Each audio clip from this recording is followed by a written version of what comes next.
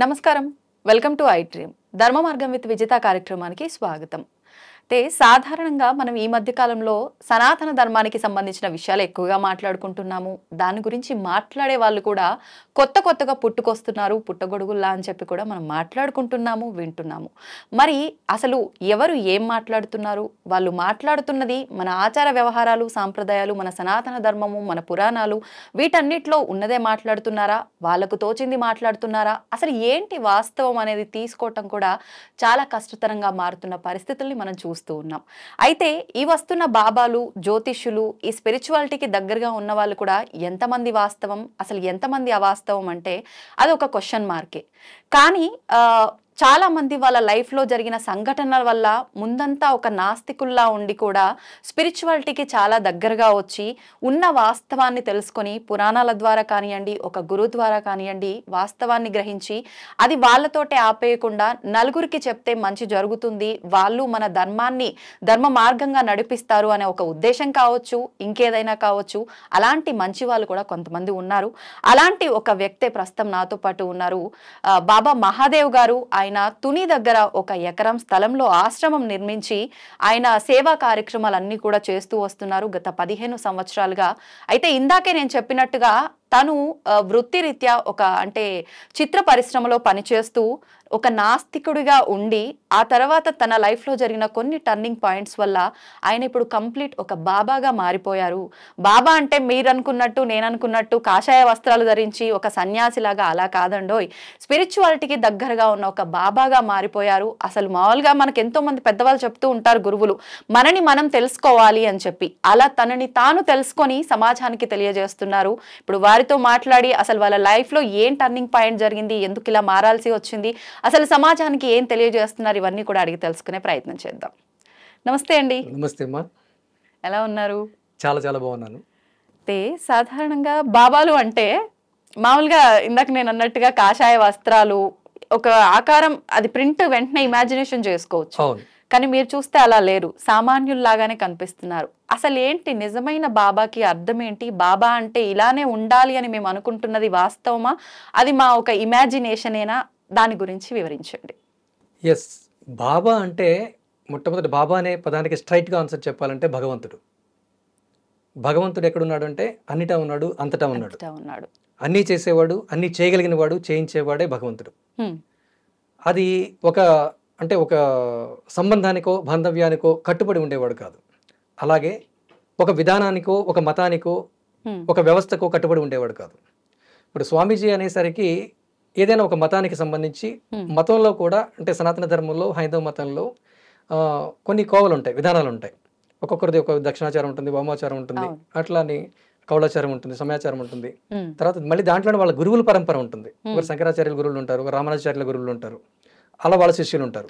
రకరకాలుగా వాళ్ళ పరిణామం స్థితిలో వాళ్ళని స్వామీజీ అంటారు. నేనున్న స్థితి ఏంటంటే బాబాని ఎందుకు ఎంచుకున్నా, నాకు నేనే పెట్టుకున్న పేరు అది, బాబా మహాదేవ్ అని.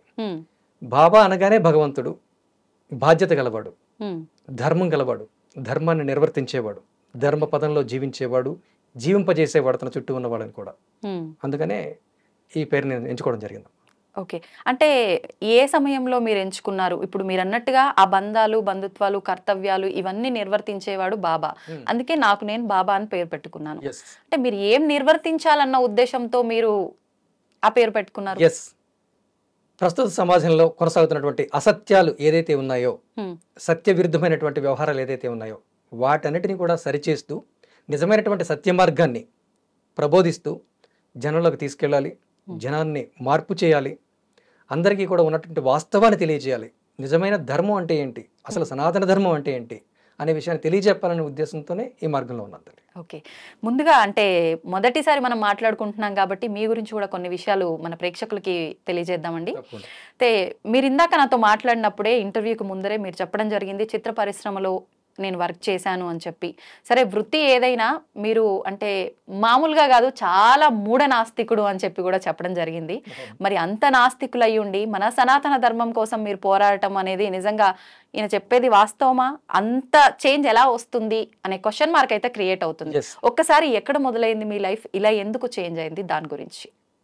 మనిషికి ఆనందంగా కొనసాగినంతకాలం మన గురించి మరొకళ్ళు పట్టించుకుంటూ మన జీవన విధానానికి తోడ్పడుతూ ఉన్నంతకాలం, సంతోషంగా సాగిపోతున్నంతకాలం అసలు దేవుడే లేడు అనేటువంటి స్థితిలో ఉంటారమ్మా ఎవరైనా సరే.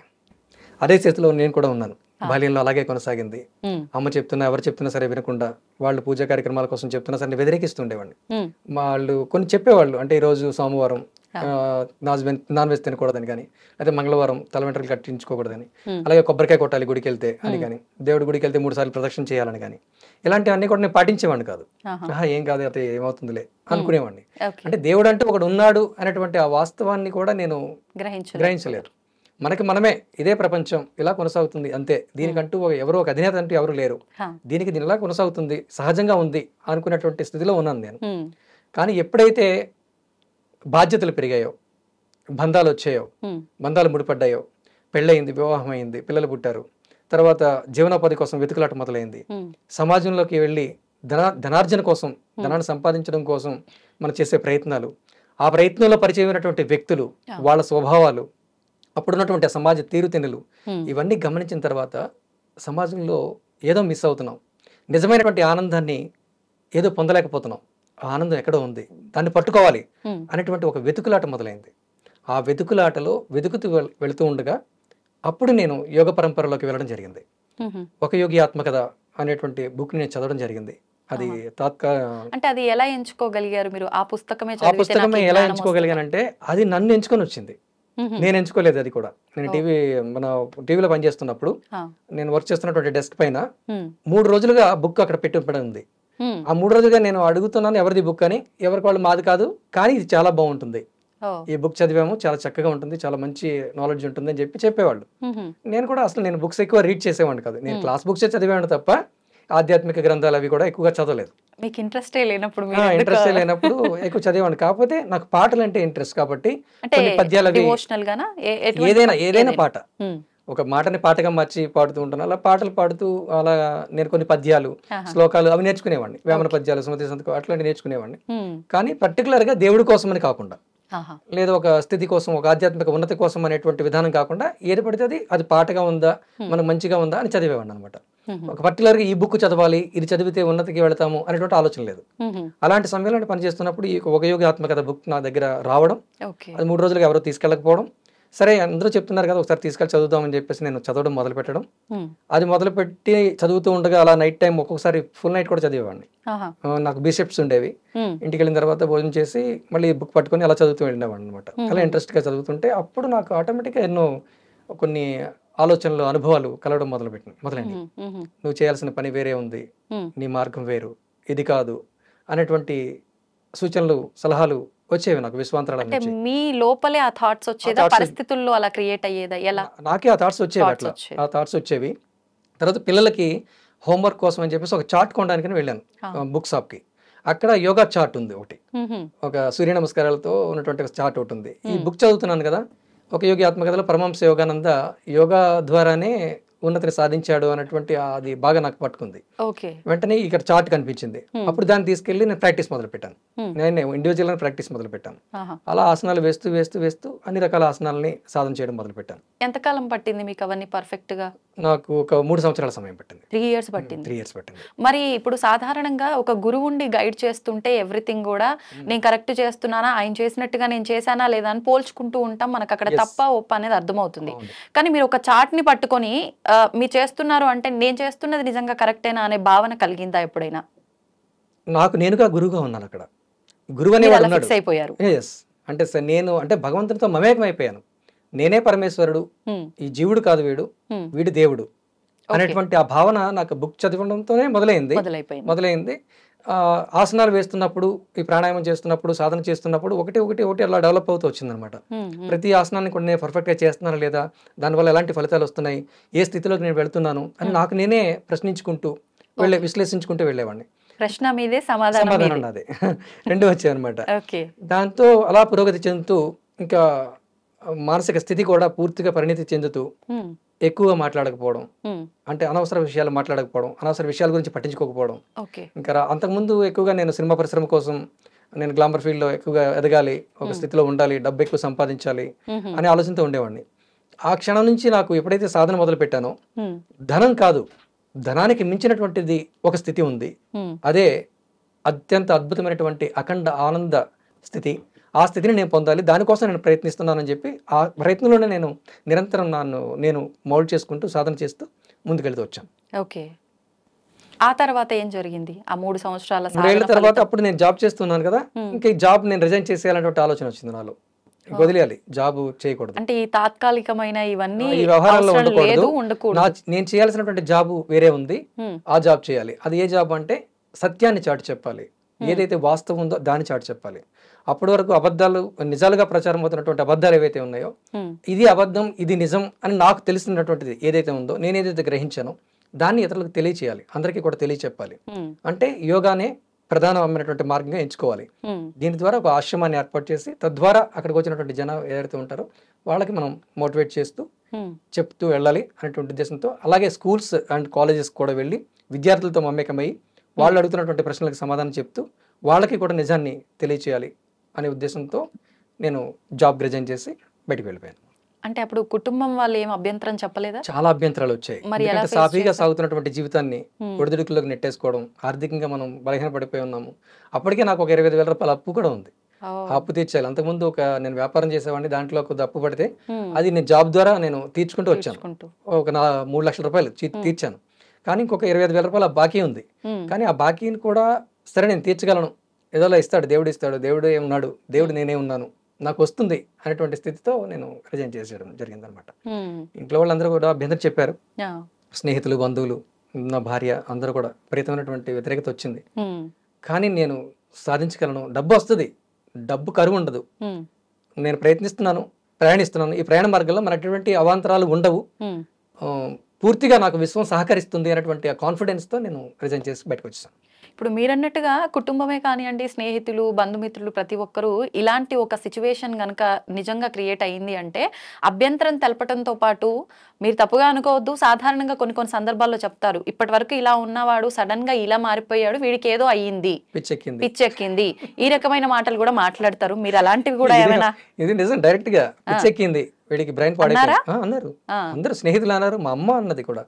మా అమ్మ, మా నాన్న అన్నలేదు, మా నాన్నగారు ఒక్కరే మాత్రమే నన్ను గుర్తించారు. తర్వాత నా చిన్న కూతురు కూడా, అమ్మ నాన్నగారు ప్రయత్నిస్తానంటున్నారు కదా, ఆయన నమ్మకంతో చెప్తున్నారు కదా, విశ్వాసంతో చెప్తున్నారు కదా, నాన్నగారు సాధిస్తారు, నాకు నమ్మకం ఉంది, నువ్వెందుకు అలా అడ్డం చెప్తున్నావు అని తనకి ఎంత వయసు అప్పుడు అమ్మాయిది? 9 సంవత్సరాలు 10 సంవత్సరాల వయసు ఉంటుంది. అంత వయసులోనే తను అలా చెప్పింది అనమాట. సంధ్య తన పేరు. భార్య మాత్రం తనకి భయం, అవిశ్వాసం, చాలా బాధల్లో పడిపోతాం, ఆర్థికంగా ఇబ్బంది పడిపోతాం, పిల్లలు ఉన్నారు, వీళ్ళందరూ ఎలా అని తను అనుకుంది. కానీ చిన్న పాప అలా తన ఎదురుకి చెప్పింది. తర్వాత మా నాన్నగారు కూడా ఎప్పుడు నాతో చెప్పలేదు, కానీ నాతో అలా ప్రేమగా ప్రవర్తిస్తూ నాకు సపోర్ట్ చేస్తూ వచ్చారు ప్రతి విషయంలో కూడా. అమ్మ వాళ్ళందరూ కూడా ఇంకా నా కొడుకు పిచ్చాడు అయిపోయాడు, పిచ్చెక్కేసింది వీడికి, ఇంకెలా ఇవన్నీ బాగు చేయాలి అని చెప్పేసి కొంతమంది మంత్రగాళ్ళ దగ్గరికి వెళ్ళడం, అది కూడా హాస్పిటల్స్ కి అప్రోచ్ అవ్వడం అట్లా కూడా జరిగింది. నేను వెళ్ళలేదు ఎప్పుడు. నన్ను తీసుకువెళ్ళాలని ప్రయత్నించారు, చాలా ప్రయత్నించారు, తీసుకువెళ్దామని, తాయెత్తులు కడదామని, చేద్దామని, పూజలు నాకు తెలియకుండా కొన్ని పూజలు చేసేవాళ్ళు, వాళ్ళు చేయించేవారేమో, అది నాకు తెలిసింది ఇలా వేరే వాళ్ళ ద్వారా. కానీ నేను మాత్రం ఎప్పుడు ఎవరి దగ్గరికి వెళ్ళలేదు, ఏ హాస్పిటల్కి అప్రోచ్ అవ్వలేదు. పూర్తిగా నాకు బ్రెయిన్ పాడైపోయిందని అనుకున్నారు వాళ్ళు. ఆ మైండ్ సెట్ నుంచి ఎప్పుడు మార్పు వచ్చింది వీళ్ళందరిలో కూడా? ఓకే, తను అనుకున్నది సాధించాడు, తను పిచ్చివాడు కాదు, తను దీనికోసం పోరాటం కోసం ఇలా మారిపోయాడు, ఇది తెలుసుకున్నాడు అనే భావన ఎప్పుడు వచ్చింది వాళ్ళందరిలో? ఇప్పటికీ నా భార్య పిచ్చివాడు అనుకుంటుంది నన్ను, ఇప్పటికీ కూడా నన్ను అలాగే అనుకుంటుంది, మా అమ్మ కూడా అలాగే అనుకుంటుంది. కానీ చెప్పాను కదా, మా నాన్న తర్వాత కొంతమంది స్నేహితులు, చాలా మంది స్నేహితులు, కొద్దిగా జ్ఞానం ఉన్నటువంటి వాళ్ళు చాలా మంది నన్ను గుర్తించారు. ఓకే, మరి ఇప్పుడు అంటే మీ కుటుంబమే మీరు ఇప్పుడు ఇంత అంటే నలుగురికి మంచి చేయాలనే భావనలో ఉండి ఒక ఆశ్రమం పెట్టి నడిపిస్తున్న పరిస్థితుల్లోనే మీ భార్య, అంటే మొగుడు పెళ్ళాలు అంటే ఒకరినొకరు అర్థం చేసుకోవాలి, ప్రతి పనిలో మనకు సపోర్ట్ గా ఉండాలి, అలాంటిది మీ వైఫే మీకు సపోర్ట్ చేయలేదు, తనే నమ్మలేదు, లోకం నమ్ముతుందా అనే ఒక క్వశ్చన్ మార్క్ ఎప్పుడైనా వచ్చిందా మీకు? ఆల్రెడీ నమ్ముతుందా కాదు, నమ్ముతోంది. అంటే మీకు మీరు ఆ ప్రశ్న ఎప్పుడైనా వేసుకోలేదా? రాలేదు, అసలు ప్రశ్న లేదు, అసలు అలాంటి ప్రశ్న లేదు. ఎందుకంటే అవిశ్వాసం లేదు. ఎప్పుడైతే నమ్మకం బలపడిపోతుందో, ఎప్పుడైతే పరిపూర్ణమైనటువంటి విశ్వాసం మనకి వస్తుందో, నేను జీవుని కాదు దేవుడు అనేటువంటి కాన్ఫిడెన్స్ లో మనం ఉంటామో, ఇంకేది కూడా మనకు నెగటివ్ అనేది ఉండదమ్మా. ఆ వ్యతిరేకమైనటువంటి ఆలోచనలు మనలోకి రాదు. ప్రవేశించింది ఎప్పుడైతే ఆ ఆలోచన ప్రవేశించిందో అప్పుడైతే మనం ఓడిపోయినట్టే. అక్కడతో ఆగిపోయినట్టే మన ప్రయాణం. ఓకే. అలా కాకుండా నేను చేస్తున్నది వాస్తవం, నేను సత్యం కోసం పోరాడుతున్నాను, ఇదే నిజం అని నేను నమ్మాను కాబట్టి, నమ్ముతూ ఉన్నాను కాబట్టి కొనసాగలుగుతున్నాను. ఓకే. అంతే. సాధారణంగా అంటే ఇలా సమాజం కోసము, సమాజ శ్రేయస్సు కోసము, మన ధర్మం కోసం పోరాడే వాళ్ళంతా కుటుంబ జీవనంలో ఉండి చేసేదానికన్నా కుటుంబానికి పక్కకు వచ్చి చేసే వాళ్ళే ఎక్కువగా ఉన్నారు. అంటే ఇలానే ఉండాలేమో బాబాలు, స్వామీజీలు అనే పరిస్థితి. దానికి కారణం ఏంటంటే తల్లి, ఇలాంటి వ్యతిరేకతలు ఉండవు కదా. ఎప్పుడైతే తన బ్రహ్మచారిగా ఉన్నాడు అనుకోండి, బ్రహ్మచారి అంటే అసలు బ్రహ్మచారి అనే పదానికి అసలు బ్రహ్మాన్ని అనుసరించి నడిచేవాడని, బ్రహ్మంతో మమేకమైపోయిన వాడని. అయితే ఇంకొకటి, సంసార బాధ్యతలు ఏవి కూడా లేకుండా ఉన్నవాడు కూడా బ్రహ్మచారిగా మనం వ్యవహరిస్తున్నాం. మనం పెళ్లి చేసుకోకుండా ఉన్నవాడు మాత్రం బాధ్యతలు లేనివాడు బ్రహ్మచారి మనం అనుకుంటున్నాం. కానీ బాధ్యతలు ఉన్నా, పెళ్లి చేసుకున్న, అన్నిటితో బ్రహ్మంతో మమేకమయ్యి పరమాత్మ కోసం పరమాత్మ అయి పనిచేసేవాడు బ్రహ్మచారి. అయితే ఇప్పుడు ఉన్నటువంటి పరిస్థితుల ప్రకారం మనం అనుకుంటున్నామంటే పెళ్లి కానివాడు బ్రహ్మచారి అని అనుకుంటున్నాం. కానీ ఎందుకు పెళ్లి కాకుండా ఉంటారు అంటే, ఎటువంటి బంధాలు లేకపోతే తను చేసే పనికి అడ్డంకం కలగదు, ఆటంకాలు ఉండవు. మొట్టమొదటి విషయం అంటే సంపాదించవలసినటువంటి విషయం లేదు. డబ్బు కోసం పాకులాడవలసిన విషయం ఎప్పుడు వస్తుంది? వెనక బాధ్యతలు ఉన్నప్పుడు, వాళ్ళకి నిర్వర్తించాలన్నటువంటి విషయం ఉన్నప్పుడు డబ్బు కావాలి. ఆ డబ్బు సంపాదన కోసం ఏదో ఒక రకంగా డబ్బు సంపాదించాలన్నటువంటి ఆలోచన ఎప్పుడైతే వస్తుందో అప్పుడు ఆటోమేటిక్ గా ధర్మానికి మనం కట్టుబడి ఉండకపోతే కొన్ని కష్టాలకు భరించలేక అబద్ధాన్ని ఆశ్రయిస్తాం, అధర్మాన్ని ఆశ్రయిస్తాం, ఏదో ఒక రకంగా అవతల వ్యక్తిని మోసగించి నయానో భయానో డబ్బు రాబట్టాలని ప్రయత్నిస్తాం. ఆ విధంగా మనం వెళ్తున్నటువంటి మార్గం కూడా అధర్మం అయిపోతుంది. కాబట్టి ఎక్కువగా ఈ సంసార బాధ్యతలు పెట్టుకోకుండా, పెళ్లి చేసుకోకుండా సన్యాసులుగా ఉండడం జరుగుతుందన్నమాట. కానీ ప్రస్తుత పరిస్థితుల్లో సన్యాసం తీసుకున్నా సరే, బ్రహ్మచర్యంలో ఉన్నా సరే, ధనార్జన కోసం కూడా ప్రయత్నాలు మొదలవుతున్నాయి. అంటే ఏదో ఒక వ్యవస్థని బిల్డ్ చేయాలనేటువంటి వ్యవస్థని ఏర్పాటు చేయాలి, ఆశ్రమాలు పెద్దగా ఏర్పాటు చేయాలి, దీని ద్వారా చారిటీ చేయాలి, లేదా పెద్ద గుడి కట్టాలి. ఇలాంటి ఆలోచనలతో కూడా ధనం కోసం ఆలోచన మొదలైపోతుంది. ఇది మొదలవడం కూడా కొద్దిగా ఇబ్బందికరమే. అందరూ అలా ఉన్నారనలేం కానీ ఇప్పుడు అలాంటి వాళ్ళు కూడా చాలా మంది ఉన్నారమ్మా, చాలా మంది ఉన్నారు. ఇప్పుడు నేనున్నాను తల్లి, నేను కూడా ఇలా మార్గంలో ఉంటూనే ఒక ఆలయం నిర్మిస్తున్నాను, ఆశ్రమం నిర్వహిస్తున్నాను. కానీ ఇది ఖచ్చితంగా చేసేయాలి, ఇంత టైంలో పర్టికులర్ గా చేసేయాలి, ఈ గుడి ఇప్పుడు కట్టేయాలి అనే ఆలోచన నాకు లేదు. వస్తే దీనికి సపోర్ట్ చేస్తే, దాతలు ముందుకు వస్తే కడతాను. ఏం ఆలయం నిర్మిస్తున్నారు? శివాలయం నిర్మిస్తున్నాను. శివాలయం ఆశ్రమంలోనేనా? ఆశ్రమంలో తల్లి. ధనం సమకూరితే చేస్తాం, లేదంటే లేదు, చేస్తూ వెళ్తున్నాం. అంతా పరమేశ్వరుడు, అంతా పరమేశ్వరుడే ఉన్నాడు అనేటువంటి ఉద్దేశం ఉన్నది. దీనికోసం ప్రత్యేకించి మార్గాన్ని మార్చి, మాటని మార్చి, ఏదో ఒక రకంగా చెప్పి, లేకపోతే పూజలను, హోమాలను, దీనికి వాళ్ళకి ఏమీ లేకపోయినా సరే ఒక భయాన్ని కల్పించి, నీకు ఎంత ఖర్చు అవుతుంది పూజ చేస్తే, ఈ హోమం చేస్తే నీ బాధలు తొలగిపోతాయి అని చెప్పి ముందుకు తీసుకొని వచ్చి వాళ్ళ దగ్గర డబ్బు తీసుకొని చేయాలనే ఆలోచన లేదు. అలా చెయ్యట్లేదు ఎట్టి పరిస్థితులు. ఇక మీదట కూడా ఎప్పటికీ కూడా చెయ్యబోను కూడా. చాలా జరుగుతున్నాయా అంటే అలాంటివి జరుగుతున్నాయి, మీకే తెలిసే ఉంటుంది, ఎన్నో జరుగుతున్నాయి అలాంటివి. కానీ అంటే ఒకటి అడుగుతాను, మీరేమీ అనుకోవద్దు, ప్రతి ఒక్కరు మాట్లాడే విధానం ఇలానే ఉంటుంది, చెప్పేవని శ్రీరామ ఇలానే ఉంటుంది. కానీ చేసే పనులు మాత్రం వెనకాల వేరే జరుగుతూ ఉంటాయి. మేము రూపాయి తీసుకోమంటారు, మేము అందరికి మంచి చేస్తున్నాం అంటారు, మాకేమి సంబంధం లేదు, ఎవరితో బంధాలు లేదు, ఇది లేదు అంటారు. కానీ ఒక్కసారి అది బయటకు వచ్చింది ఆ తీగ అంటే మొత్తం చిట్టా వచ్చేస్తుంది. ఎలా నమ్మొచ్చు అంటారు ఇప్పుడు ఈ మాటలన్నీ కూడా? మరి ప్రతిదీ కూడా నమ్మకం మీద ఆధారపడి ఉంటుంది తల్లి. ఒక ధర్మాన్ని చెప్తున్నప్పుడు మనం ధర్మాన్ని ఆచరిస్తాం, ధర్మం ప్రకారంగానే చూస్తాం, మంచినే చూస్తాం, మంచినే మనం గమనిస్తూ ఉంటాం. కానీ వెనక ఎన్నున్నాయి మచ్చలు అనేవి బయటపడినప్పుడు ఖచ్చితంగా తెలుస్తుంది, తెలియకుండా ఉండదు. నిజాన్ని ఎవ్వరూ దాచలేరు, నిజం నిప్పు కంటే ప్రమాదకరమైనది, అద్భుతమైనది. కాబట్టి అటువంటి నిజం ఎప్పటికీ దాచపడదు. ఎంత ఎత్తుకు ఎదిగినా, ఎంత స్థాయిలోకి వెళ్ళినా ఏదో ఒక రోజు ఖచ్చితంగా అది బయటపడుతుంది. అప్పుడు అపకీర్తి పాలవుతారుగా. అలా ఎంతో మంది అలాంటి వాళ్ళు స్వామీజీలు వచ్చారు, బాబాలు వచ్చారు, పాస్టర్లు వచ్చారు, ఇమాములు వచ్చారు, అనేక రకాలుగా వాళ్ళలో ఉన్నటువంటి నెగటివ్స్ బయటపడ్డాయి. తర్వాత తెలిసిపోతుంది కదా. కానీ ఏమీ లేకుండా కూడా కొంతమంది మీద అపవాదులు కూడా వస్తూ ఉంటాయి. ఎందుకంటే శ్రీకృష్ణ పరమాత్మనే సమంతకమణిని దొంగిలించాడని చెప్పేసి దొంగ అన్నారు. నిజంగా దొంగ కాదు కదా. అలాంటివి వస్తాయి, నెగటివ్ పాజిటివ్ రెండు ఉంటాయి. కానీ ఎంతవరకు వాస్తవం అంటే ధర్మం ఖచ్చితంగా గుర్తించబడుతుంది. ఆ ధర్మాన్ని ఆశ్రయించి ఉన్నవాడు, ధర్మపదంలో నడిచేవాడు, తను అంతరాత్మలో నిరంతరం కూడా దివ్యానుభూతితో, దివ్యానందంతో రమిస్తూ ఉంటాడు. తనకు తానే మొట్టమొదటి సాక్షి. మీరు కూడా సెకండే.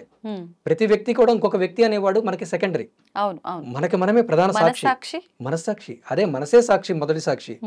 అంతరాత్మే దేవుడు. కాబట్టి అక్కడ న్యాయ నిర్ణేత అక్కడ ఉన్నాడు, దేవుడే ఉన్నాడు. కాబట్టి నీవు దేవుడుగా ఉంటున్నావా, దెయ్యమై ప్రవర్తిస్తున్నావా అనేది అంతరాత్మకి నిరంతరం అర్థమవుతుంటుంది, తెలుస్తూ ఉంటుంది. కాబట్టి మనసు మనకి మార్కులు వేస్తూ ఉంటుంది. కాబట్టి మనసును నడిపిస్తూ ఉంటుంది. మార్కులు వేసేది అంతరాత్మ వేస్తూ ఉంటుంది. పరమాత్మకి ఆ జవాబు చెప్పాల్సిన అవసరం ఉంటుంది. కాబట్టి ఎవరు ఎన్ని రకాలుగా చెప్పినా, నేను ఇప్పుడు మీతో ఇలా మాట్లాడినా వెనక ఏం చేస్తున్నాను అనేది సమాజం చూస్తూనే ఉంటుంది. సమాజానికి కళ్ళు మూసుకోదు కదా. పిల్లి కళ్ళు మూసుకొని పాలు తాగుతూ ప్రపంచం నన్ను చూడట్లేదు అనుకోవచ్చు, కానీ సమాజం గమనిస్తూ ఉంటుంది. నేను ఎంతో కాకుండా 15 సంవత్సరాలుగా నేను ఇదే ఆధ్యాత్మిక మార్గంలో ఉన్నాను. నాకున్నటువంటి స్నేహితులు కానీ, నేను చేస్తున్నటువంటి కార్యక్రమాలు కానీ అందరికీ తెలుసు. అందరికీ మీరు పరోక్షంగా కూడా మీరు అడగొచ్చు విషయాలన్నీ కూడా. అంటే మిమ్మల్ని ఉద్దేశించనే కాదు, సాధారణంగా ఇది చూస్తున్నాం కాబట్టి ఒక వివరణ మీ నుంచి తీసుకోవాలని అంతే. ఖచ్చితంగా తల్లి. ధర్మంలాగే ఉంటుంది, కొనసాగుతుంది. అసత్యం ఖచ్చితంగా ఎప్పటికైనా బయటపడి తీరుతుంది, బయటపడుతుంది, అంతే.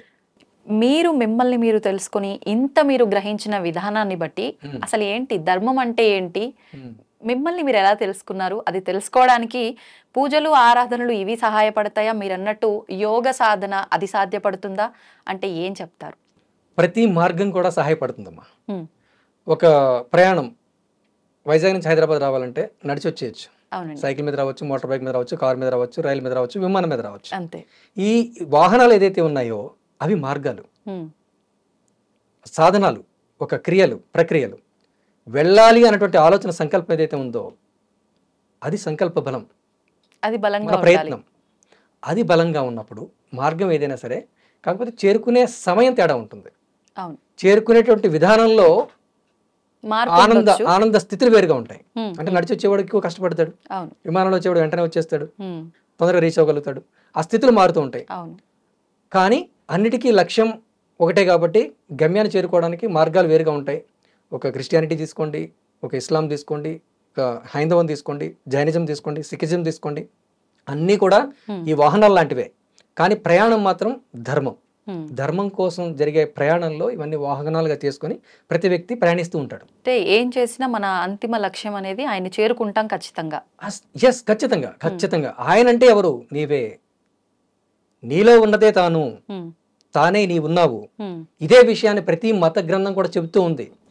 అంటే మత గ్రంథాల్లో కొన్నిటిలో కొన్ని రకాలటువంటి వచనాలు వేరేగా ఉండొచ్చు, ఇతర వ్యక్తులను కించపరుస్తున్నటువంటి మాటలు ఉండొచ్చు. కానీ ప్రధానంగా ఉన్నటువంటి మాట ఏదైతే ఉందో అది ఆ భగవంతుడు నీవై ఉన్నావు, నీవే దేవుడు, నీకు భగవంతుడికి ఎటువంటి తేడా లేదు.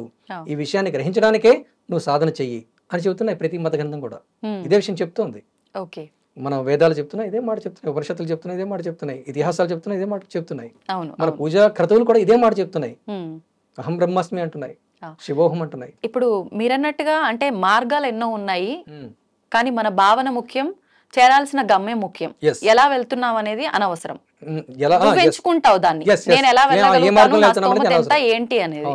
కానీ భగవంతుడు కొన్ని విషయాల్లో వీటికి సంతసిస్తాడు అని చెప్పి, వీటినే యాక్సెప్ట్ చేస్తాడు అని చెప్పి పెద్దవాళ్ళు చెప్తూ ఉంటారు. అలా ముఖ్యంగా తీసుకుంటే ఇప్పుడు మనం ఆలయ దర్శనానికి వెళ్ళినప్పుడే ఎన్నో వ్యయ ప్రయాసాలు పడి ఆ క్యూ లైన్లలో ఎక్కువసేపు ఇబ్బంది పడి వెళ్ళిన భక్తుల్ని తొందరగా అనుగ్రహిస్తాడు. నువ్వు విఐపి దర్శనంలో వెళ్ళావు అని చెప్పి నువ్వు అప్పటికి ప్రశాంతంగా హ్యాపీగా వెళ్ళి రావచ్చు, కానీ భగవంతుడి చూపు మాత్రం నీపై కన్నా వాళ్ళపైనే ఉంటుంది అని చెప్పి ఈ మధ్యకాలంలో కొంతమంది పెద్దవాళ్ళు చెప్తున్నారు. ఇది వాస్తవం కాదు తల్లి. ఎందుకంటే కష్టపడి నడుచుకొని వెళ్ళాడు, మెట్లెక్కి వెళ్ళాడు, ఇన్ని రోజులు ఆగాడు అనేది కాదు ముఖ్యం. వాడు ఎంత ధర్మంగా జీవిస్తున్నాడు, వాడు సాటి వారి పట్ల ఎంత దయతో ఉన్నాడు, ఎంత కరుణతో ఉన్నాడు, వాడి ప్రవర్తన ఎంత నీతిమంతంగా ఉంది, ఇది చూస్తాడు దేవుడు. అంతే తప్ప వీడు డబ్బున్నవాడా, వాడు పేదవాడా, వీడు కష్టపడి వచ్చాడా, నడిచి వచ్చాడా, వాడు విమానంలో వచ్చాడా, ఇది ఎప్పటికీ చూడడు. విమానంలో రాగలిగినా తన మేధస్సును ఉపయోగించి ధార్మిక మార్గంలో నడిచి తన విద్య ద్వారా, జ్ఞానం ద్వారా ఆ ఆస్తిని, అంతస్తుని సంపాదించి అలా వచ్చాడనుకోండి, అక్కడ కష్టపడి వస్తున్నటువంటి వ్యక్తితో సమానంగానే ఉంటాడు వీడు కూడా. అక్కడ అటువంటి తేడా ఉండదు. కారణం ఇది ధర్మాన్ని మాత్రమే గుర్తించాలి, ఇక్కడ కష్టాన్ని కాదు గుర్తించాల్సింది. ఇప్పుడు మీరన్న ఆ ధర్మం విషయానికి వస్తే ప్రతి ఒక్కడు ఎవరికి వాడు నేను చేస్తున్నదే ధర్మం అంటాడు. అవును, మరి అసలు ఏంటి నిజమైన ధర్మం ఏంటి? నిజమైన ధర్మం ఎప్పుడు కూడా తల్లి, ఇతర వ్యక్తులు నీ పట్ల ఎలా ప్రవర్తిస్తే నువ్వు బాధపడతావో, నీవు ఇతరుల పట్ల అలా ప్రవర్తించకుండా, అలా ఉండకుండా ఉండడమే మొట్టమొదటి ధర్మం. మనం ఎదుటి వ్యక్తుల ద్వారా మనం ఎలాంటి ఆనందాన్ని పొందుతున్నామో అవును. అలాంటి ఆనందాన్ని మనం ఇతర వ్యక్తులకు ఇవ్వాలి. హ్మ్. ఈ ప్రకృతికి, ఈ విశ్వానికి, సమస్త జీవరాశికి అన్నిటితో కూడా మనం అలాగే మసులుకోవాలి. హ్మ్. అదే ధర్మం. అంతకు మించిన ధర్మం కోట్లేదు తల్లి. ఓకే. ఎందుకంటే ప్రతి జీవి కూడా ఆనందం కోసమే బ్రతుకుతోంది, అవును. ఆనందం కోసమే జీవిస్తోంది, హ్మ్. ఆనందం కోసమే తపిస్తోంది. హ్మ్. అటువంటి ఆనందాన్ని నువ్వు పొందాలనుకున్నప్పుడు నీకు ఇతరుల వల్ల ఎలాంటి సంఘీభావం లభిస్తుందో, అవును. ఎటువంటి సపోర్ట్ లభిస్తుందో హ్మ్. అటువంటి సపోర్ట్ నువ్వు కూడా ఇతరులకు ఇవ్వాలి. హ్మ్. అదే ధర్మం. కానీ ఇప్పుడు మీరన్నట్టుగా నాకు ఒక విషయంలో సంతోషం కలిగింది, నాకు ఒక విషయంలో దుఃఖం కలిగింది అని అంటే Yes. ఆ విషయమే ఎదుటి వ్యక్తి విషయంలో సేమ్ అదే అప్లై అవుతుంది అని చెప్పలేం కదా. అంటే ఒక్కొక్కరి మనోభావాలు ఒక్కొక్క రకంగా ఉంటాయి. అంటే చెప్పండి, క్లియర్గా చెప్పండి తల్లి, నాకు అర్థం కాదు. ఇప్పుడు ఫర్ ఎగ్జాంపుల్ మీరున్నారు, ఇప్పుడు మీరు చెప్పిన దాన్ని బట్టి నీకు ఏ విషయంలో బాధ కలిగిందో నువ్వు అది ఎదుటి వ్యక్తి విషయంలో బాధ కలిగించకుండా ఉండేటట్టు చూసుకోవాలి అని చెప్పి. బాధ అంటే తల్లి, ఒక నాకు ₹1,00,00,000 రాలేదు ఈవేళ అని నేను బాధపడడం వేరు. హ్మ్. హ్మ్. ఏంటి తల్లి, ₹1,00,00,000 రాలేదని బాధపడడం వేరు. ఆ. ₹1,00,00,000 ఉన్నా సరే ఈ ₹1,00,00,000 ఎవరైనా పట్టుకెళ్ళిపోతాడేమో అని ఆలోచిస్తూ బాధపడడం వేరు. ఓకే, ఆ ₹1,00,00,000ని నేను ఎలా ఖర్చు పెట్టాలి, ఎలా సద్వినియోగం చేయాలి అని ఆలోచిస్తూ బాధపడడం వేరు. హ్మ్. అసలు ఆ ₹1,00,00,000ని సద్వినియోగపరుస్తూ ఆనందపడడం వేరు. హ్మ్. అంటే ఇక్కడ మీరు నన్ను ఒక విషయంలో, అంటే నా నుంచి ఏదైనా దొంగిలిస్తే, తీసుకుంటే అకారణంగా, అప్పుడు నాకు బాధ కలుగుతుంది కదా. మీ నుంచి ఏదైనా దొంగిలిస్తే అకారణంగా తీసుకుంటే, లేదని మిమ్మల్ని ఏదైనా మాట అంటే మీకు బాధ కలుగుతుంది కదా. హ్మ్. అది నిజమైన బాధ అంటే. హ్మ్. అంతే తప్ప నాకు లేని దాని గురించి నేను బాధపడుతూ ఉంటాను, రకరకాలుగా ఉండొచ్చు. అది అజ్ఞానం వల్ల బాధ. ఆ. అంటే జ్ఞానంతో ఉన్నటువంటి బాధ వేరు, అజ్ఞానంతో కూడినటువంటి బాధ వేరు. ఓకే. అజ్ఞానం ఉన్న బాధ అంటే నాకు పెద్ద బంగ్లా కావాలని బాధపడేవాడు ఉంటాడు. అంటే అది ఒక రకంగా కామ్యాలను కామ్యాలు అవన్నీ కూడా కోరికలు, కోరికల కోసం బాధపడుతున్నాడు. అవును. కోరికల కోసం కాదు. హ్మ్. అంటే ఏని వల్ల బాధపడుతున్నాడు అంటే, ఎంత వేరే వ్యక్తి ద్వారా మనం బాధపడుతుండాలి, హ్మ్. వేరే హింస ద్వారా మనం బాధపడుతుండాలి, వేరే అకారణంగా నిందించడం ద్వారా బాధపడి ఉండాలి. అలాంటి బాధని ఎదుటి వాళ్ళని మనం గురి చేయకూడదు. ఓకే. అలాంటి బాధ మనలో కలిగింది కాబట్టి అలాంటి బాధ ఇంకొకరు కలగకూడదు. ఒకవేళ కలిగిన తర్వాత కాదు, కలగక ముందే అలా ఆ స్థితి మనకు ఉండాలి. మన మానసిక స్థితి ఆ రేంజ్లో ఉండాలి ఎప్పటికీ కూడా. ఓకే. కానీ ఆ స్థితికి రావాలంటే చాలా కష్టమేమో కదా. కష్టం అనేది అదే తల్లి, ఇలాంటి కష్టాలంటే పడ్డ తర్వాతే చెప్పా కదా. లైఫ్ లో నాస్తికుడిగా ఉన్నవాడు లెసన్స్ అన్ని కూడా మనకి ప్రపంచం, సంఘం, సమాజం నేర్పేస్తూ ఉంటది.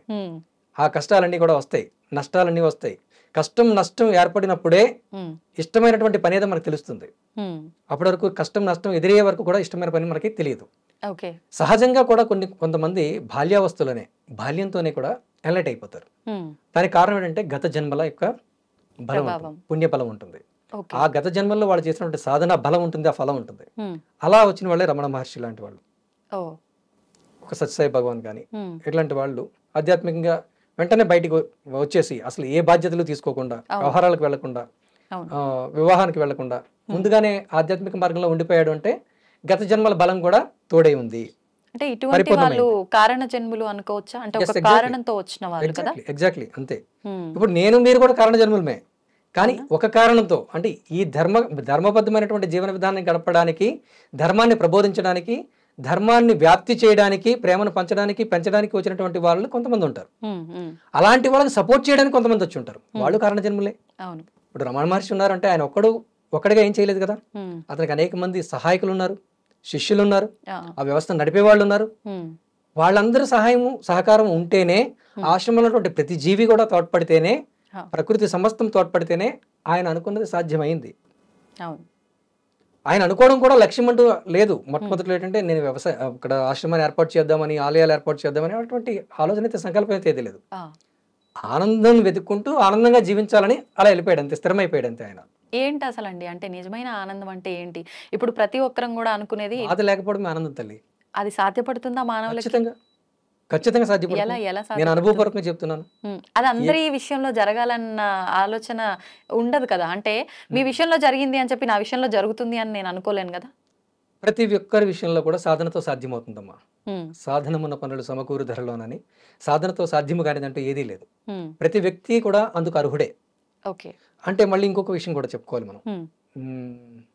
కొంతమంది పుడుతూనే మానసిక వికలాంగులుగా ఉంటారు. వాళ్ళకి అసలు స్థితి ఏంటో తెలియదు, జీవితం అంటే ఏంటో తెలియదు. అలాంటప్పుడు వాళ్ళు సాధన చేయాలంటే సాధన చేసేది ఏమి ఉండదు అక్కడ.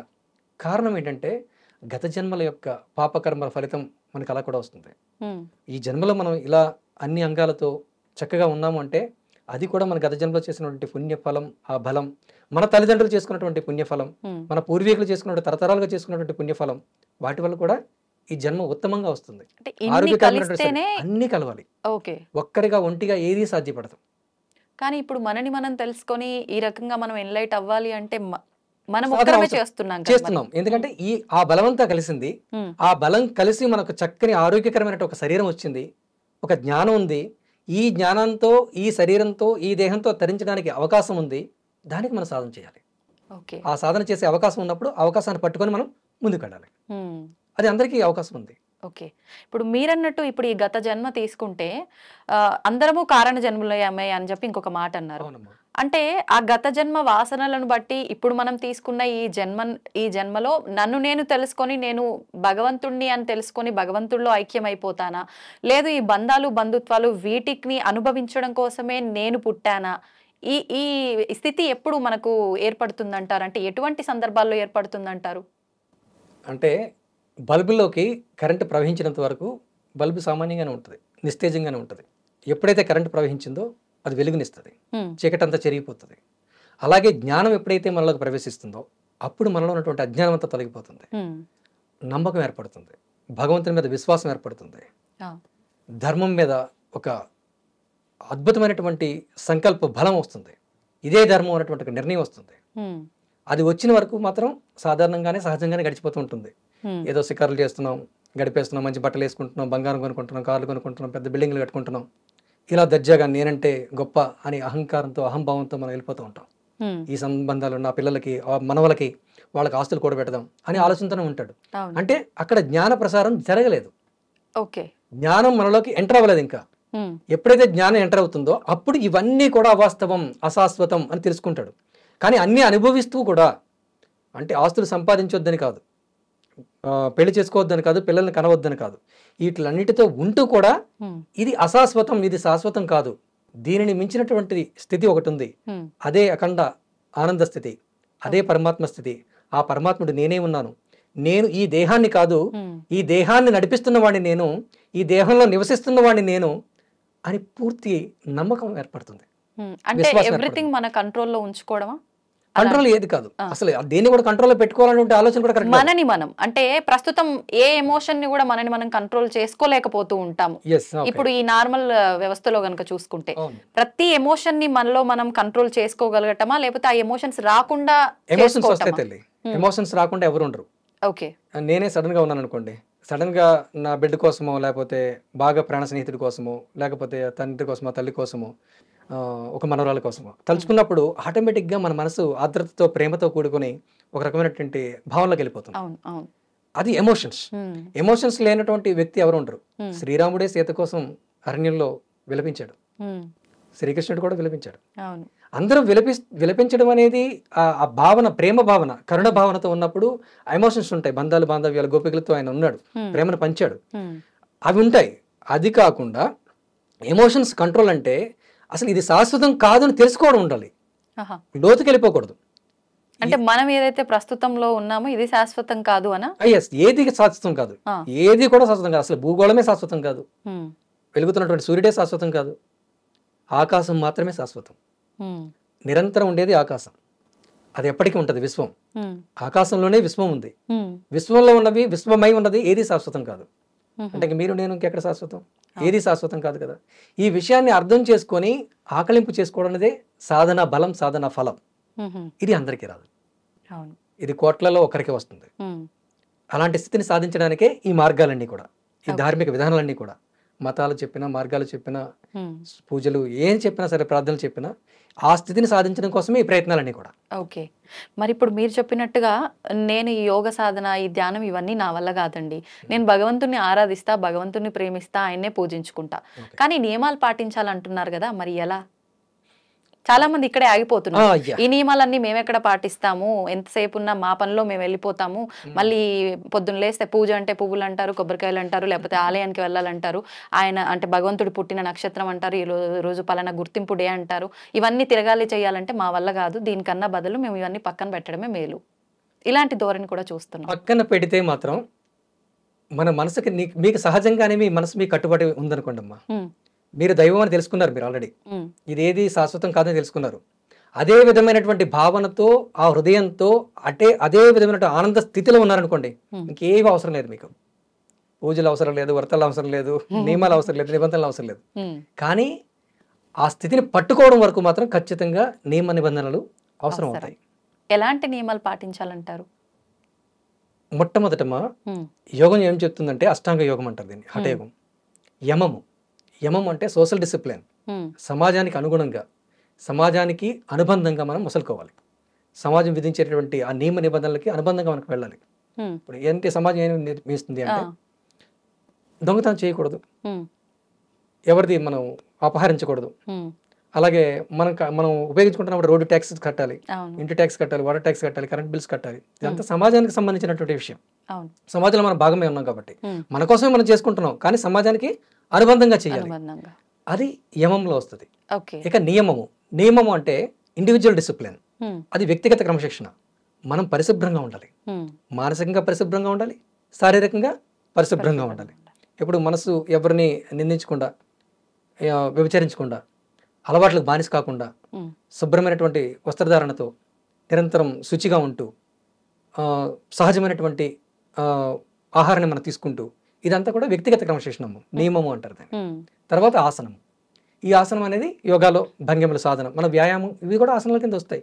ఇప్పుడు జిమ్ముల్లో చేసినా సరే చాలా వరకు అవి యోగాసనాలతో చేపిస్తున్నారు. అలా యోగాసనాల ద్వారా మనం ఆసనం ఉంటుంది. ప్రాణాయామం అంటే మన గాలిని తీసుకునేటువంటి విధానం.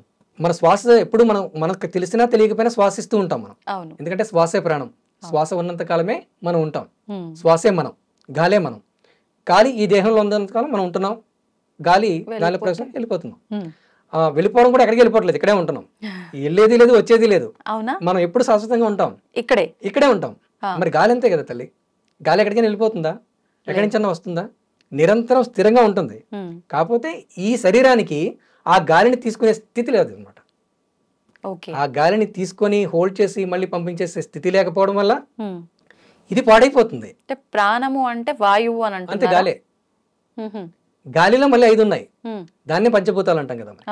గాలితో కూడినటువంటి ఇంకొక 4 ఉన్నాయి, నింగి, నేల, నీరు, నిప్పు, గాలి.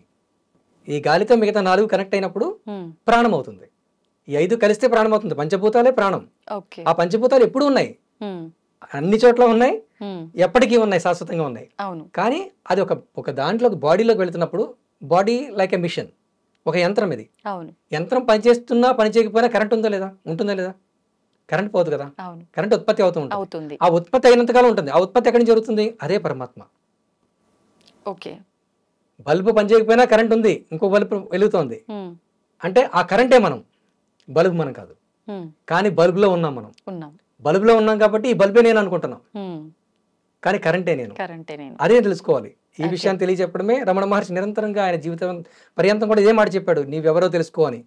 కానీ నీవు పలానా అని చెప్పలేదు, నీవెవరో తెలుసుకో అన్నాడు. ఆ పలానాని చెప్పడానికే నా ప్రయత్నం, నేను చేస్తున్నటువంటి సాధన, నా ప్రక్రియ అంతా కూడా నీవు ఈ శరీరం కాదు, శరీరంలో ఉన్నవాడివి, శక్తి క్షేత్రాన్ని నీవు అని సామాన్యుడికి కూడా విశదీకరించి విపులంగా చాలా సులువైన పద్ధతుల్లో చెప్తూ వెళ్తున్నాను. ఇప్పుడు మీరన్నట్టుగా ఈ పంచభూతాత్మకమైనదే మనలో ఉన్న ప్రాణం. కానీ మనం మాట్లాడాల్సి వస్తే దాని గురించి ఆత్మ అంటున్నామే తప్ప ఈ పంచభూతాత్మకమైన ఒక శక్తి అని అనట్లేదు. మీరు ఇప్పుడే మీ మాటలోనే చెప్పారు, పంచభూతాత్మకమైనటువంటి శక్తి అన్నారు. అంటే ఆత్మ అనేది పంచభూతాలు పెట్టుకున్న పేరా ఆత్మ అనేది? అదే ఆ పంచభూతాల మిక్స్డ్ ఎనర్జీ ఏదైతే ఉందో ఆ ఎనర్జీని మనం ఆత్మ అంటున్నాం. కేంద్రీకృతమైనటువంటి శక్తి క్షేత్రం ఏదైతే ఉందో దాన్ని మనం ఆత్మ అంటున్నాం. అంతే. అంటే ఇది ఒక ఆర్గాన్ కాదు, ఒక అవయవం కాదు, అంతే. అది కంటికి కనిపించనిది, చెవులకు వినిపించనిది అనుకోవచ్చా? ఎగ్జాక్ట్లీ. ఓకే. కానీ చూస్తే కనపడుతుంది, మళ్ళీ కనిపించేది కనిపించినది కూడా ఆత్మే, శక్తే. ఎనర్జీ ఉంది, కనిపిస్తుంది. అంటే ఇప్పుడు అది ఫార్మేషన్ మారినప్పుడు అన్నమాట, భౌతికంగా కనపడుతుంది. ఇప్పుడు మన శరీరంలో ఉన్నారు మీరు, కనపడుతున్నారుగా, కానీ శరీరం కూడా శక్తే, అవయవాలు కూడా శక్తే. అవయవం సహితంగా ఉన్నది శక్తే, అవయవ రహితంగా ఉన్నది కూడా శక్తే. అవయవ రహితంగా ఉన్నది ఇప్పుడు మనం అనుకున్న ఈ పంచభూతాత్మకమైనది అనుకోవచ్చా? ఓకే. అది ఒక రూపాన్ని, భౌతిక రూపాన్ని పొందినప్పుడు దేహంగా ఉంటుంది, శరీరంగా పరిణమిస్తుంది. ఓకే. ఇప్పుడు మనము అంటే మీరన్నట్టు ఈ ప్రేమ, ఆప్యాయత, నన్ను నేను చూసుకోవడము, పక్కన వాళ్ళలో కూడా ఉన్నది నేనే, అంతటా ఉన్నది నేనే అనుకునే భావన రావాలి అనంటే మనం ఆ శక్తిని పట్టుకోవాలా శరీరాన్న? కానీ ప్రస్తుతం మనం శక్తి అంతా అయిపోవాలి, శరీరాన్ని శక్తి అయిపోవాలి మనం. శరీరం అని శరీరాన్ని తక్కువ భావన చేయొద్దు. అదే అని చెప్తున్నాను నేను. ఇది ఇది జస్ట్ ఇది మట్టి, ఇది ఒక మిషన్, ఇది ఒక యంత్రం, మన శరీరం కాదురా, ఇది రక్త మాంసాల శరీరం, ఇది శాశ్వతం కాదురా అంటుంటారు. కానీ ఇది కూడా కరెక్ట్ కాదు. ఎందుకని కరెక్ట్? ఇది పవిత్రమైనదే, ఇది అద్భుతమైనదే. ఇది ఉంది కాబట్టే మీరు నేను మాట్లాడుతున్నాం.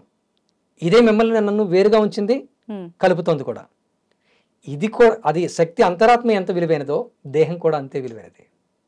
ఏది దేనికంటే ఎక్కువ కాదు, తక్కువ కాదు, రెండు ఇంపార్టెంటే. కానీ మీరన్నా అది తెలుసుకునే వెళ్ళే ప్రాసెస్ లో ఈ శరీరం నాది, నేను ఇలా ఉండాలి అలా ఉండాలి అనే ఒక ధోరణిలో ఎక్కువగా దీనిపైన మీరు చెప్పింది కరెక్టే. అంటే ఇది మాత్రమే నేను అనుకోవడం అజ్ఞానం, ఇది కూడా నేను అనుకోవడం జ్ఞానం. ఇది మాత్రమే నేను అనుకున్నప్పుడు కేవలం దీని యొక్క పోషణకి, దీని యొక్క అందచందాలకి, దీనికి హంగులకి మాత్రం మనం కృషి చేస్తూ ఉంటాం. కానీ దీనితో పాటు దీన్ని నడిపిస్తున్నది ఒకటి ఉంది కదా లోపల, అది కూడా నేనే అని ఎవరైతే తెలుసుకుంటారో వాళ్ళకి నిజమైనటువంటి జ్ఞానంతో ఉంటారు, నిరంతర ఆనందంతో ఉంటారు, నిరంతర శక్తితో ఉంటారు. వాళ్ళ మాట కానీ, చూపు కానీ, నడక కానీ అన్ని కూడా శక్తిగానే అలా ఉంటాయన్నమాట, అలా ప్రవర్తిస్తూ ఉంటాయి. కొంతమంది మనం కలవగానే అనిపిస్తుంది వాళ్ళలో ఆ శక్తి ప్రసారం ఉంటుంది, ఆ వైబ్రేషన్స్ వస్తాయి. ఎస్, మిమ్మల్ని నేను ముట్టుకోకుండానే కూడా నా శక్తి మిమ్మల్ని తాగుతోంది, నన్ను మీరు ముట్టుకోకుండానే మీ శక్తి నాకు తాగుతోంది. ఆరా అనొచ్చా దాన్ని? అదే ఆరా అంటాం. ఓకే, దాన్నే ఆరా అంటాం, విశ్వశక్తి అది. ఇప్పుడు కొంతమంది మీరు అన్నట్టుగా కొంతమంది ఎదురుగా వస్తే పాజిటివ్ గా అనిపిస్తుంది, ఇంకాస్త మాట్లాడితే బాగుండు అనిపిస్తుంది. అస్సలు పరిచయం లేని వ్యక్తి అయినా మనకి ఎక్కడో అలా మన ముందు నుంచి వెళ్తుంటేనో జర్నీలో ఎక్కడైనా కనిపిస్తే మాట్లాడాలనే భావన కలుగుతుంది. ఎందుకు అంటే ఇదంతా మీరన్నట్టు పాజిటివ్ ఆరానేనా, గత జన్మది ఏదైనా ఇక్కడ ఇంక్లూడ్ అయింది అనుకోవచ్చా? అది కూడా ఇది కూడా రెండు ఉంటాయి. పాజిటివ్ ఆరా ఒకటి, గత జన్మల్లో మనం కలిసి ప్రయాణించినటువంటి అంటే ఆరా. అసలు గత జన్మలో ఇంకొక విషయం ఏంటంటే తల్లి, గత జన్మలో ఉన్నది ఈ జన్మలో ఉన్నది ఒకటే కదా శక్తి. ఆ శక్తి అన్నిట్లో ఉన్నది ఒకటే కదా. అంటే పూర్తిగా జ్ఞాన స్థితిలో ఉండడం, ఎన్ని జన్మలు ఎత్తినా జన్మలు ఎత్తకపోయినా జ్ఞానస్థితిలో ఉంటే ఆ శక్తి ఏదైతే ఉందో అదే శక్తి ఇంకోటి ఉన్నప్పుడు, అంటే పూర్తిగా క్లియర్గా స్వచ్ఛంగా ఉన్నటువంటి స్థితులు రెండుగా ఉన్నప్పుడు ఆ రెండు క్లియర్గా ఉంటే ఒకటైపోతాయి. ఓకే, ఆ ఏకీభావం జరుగుతుందన్నమాట. ఇది నేనే, అది నేనే, తనతో నేను ఎక్కువ ఉండాలి, తనతో ఎక్కువ మాట్లాడాలి అనే భావన ఎప్పుడు కలుగుతుందంటే ఆ రెండు కూడా పరిపూర్ణంగా స్వచ్ఛంగా ఉన్నాయి. అప్పుడు ఇబ్బంది ఉండదు. కలుస్తాయి, వెంటనే కలిసిపోతాయి. కలిసినా సరే వాటిలో తేడాను మనం గమనించలేము. 2 బాటిల్లో నీళ్లు ఉన్నాయి అనుకో తల్లి, ఒక బాటిల్లో నీళ్లు కొద్దిగా అపరిశుభ్రంగా ఉన్నాయి, ఒక బాటిల్లో క్లియర్గా ఉన్నాయి. అవి రెండు కలిపామనుకోండి మళ్ళీ అపరిశుభ్రంగా కనిపిస్తుంది. అవును, అంతే కదా. రెండు క్లియర్గా ఉన్నాయి అనుకోండి, రెండు కలిపితే రెండు క్లియర్గానే ఉంటాయి. ఆ రెండు కలవడానికి ఎక్కువ ప్రయత్నిస్తాయి, ట్రాన్స్పరెంటేషన్ కోసం ప్రయత్నిస్తుంటాయి. అలాగే సోల్స్ కూడా రెండు శరీరాల్లో ఉన్నటువంటి ఆ శక్తి కూడా తను క్లియర్ గా ఉండడం కోసం ప్రయత్నిస్తూ ఉంటుంది. చెడుతో కలవడానికి ప్రయత్నించదు, చెడు కూడా మంచితోనే కలవడానికి ప్రయత్నిస్తుంది. గమనించండి మీరు. అవునా? ఎస్, చెడు కూడా చెడుతో కలవడానికి ప్రయత్నించదు. ఎందుకంటే ప్రతి ఒక్కరు కూడా నిజమే చెప్పాలనుకుంటారు ఎదుటి వ్యక్తి మనకి. మనం అబద్ధం చెప్తున్నా సరే మనకి ఎదుటి వ్యక్తి నిజమే చెప్పాలనుకుంటాం. అలాగే మనం చెడుగా ఉన్నా సరే ఎదుటి వ్యక్తి మాత్రం మనతో మంచిగా ప్రవర్తించాలనుకుంటాం. అంటే చెడు కూడా మంచినే కోరుకుంటుంది, మంచి కూడా మంచినే కోరుకుంటుంది. కాబట్టే ఆ శక్తి మనకి ఎదురైనప్పుడు, అలాంటి ప్యూరిటీ, క్లారిటీ ఉన్నప్పుడు మనం ఆకర్షిస్తుంది. కానీ ఎక్కువగా ఇప్పుడు మనం ఏది జరగాలని కోరుకున్నా, అంటే చెడు వాళ్ళు మంచి జరగాలని కోరుకుంటారు, మంచి వాళ్ళు మంచి జరగాలని కోరుకుంటారు, చెడు జరగాలని కోరుకోరు. కానీ ప్రతి దాంట్లో కూడా చెడే తొందరగా అట్రాక్ట్ అవుతుంది అంటూ ఉంటారు కదా, అది మన భావన, వాస్తవమా? అదే కర్మఫలం ఉంటారు కదా తల్లి. అవును, మనం చేసే దాన్ని బట్టే మనం ఏదైతే చేస్తున్నామో అదే మన భవిష్యత్తు. ఇప్పుడు మనం చేస్తున్నటువంటిది రేపు భవిష్యత్తు, ఇప్పుడు చేస్తున్నటువంటి రికార్డింగ్ రేపు టెలికాస్ట్ కాబోతుంది. అంటే ఇక్కడ చేస్తున్నటువంటిది ఏదైతే ఉందో అదే ఫ్యూచర్ లో ప్రెజెంటేషన్ గా మారుతుంది అనమాట. ప్రతి పనికి కూడా ఫలితం వస్తుంది, అదే కర్మఫలం అంటారు. బ్రహ్మదేవుడు రాసేసాడు ముందు నుదుటి మీద అంటారు. రాసింది బ్రహ్మదేవుడు అంటే ఎవరు? బ్రహ్మ అంటే నువ్వే కదా. అహం బ్రహ్మాస్మి అన్నప్పుడు, నేనే బ్రహ్మను అనుకున్నప్పుడు నా నుదుటి రాతను నేనే రాసుకుంటున్నాను, మీ నుదుటి రాతను మీరే రాసుకుంటున్నారు. అంటే జీవనంలో భాగంగా రాసుకుంటున్నామా, ముందరే రాసుకొని వచ్చామా? జీవనంలో భాగంగానే.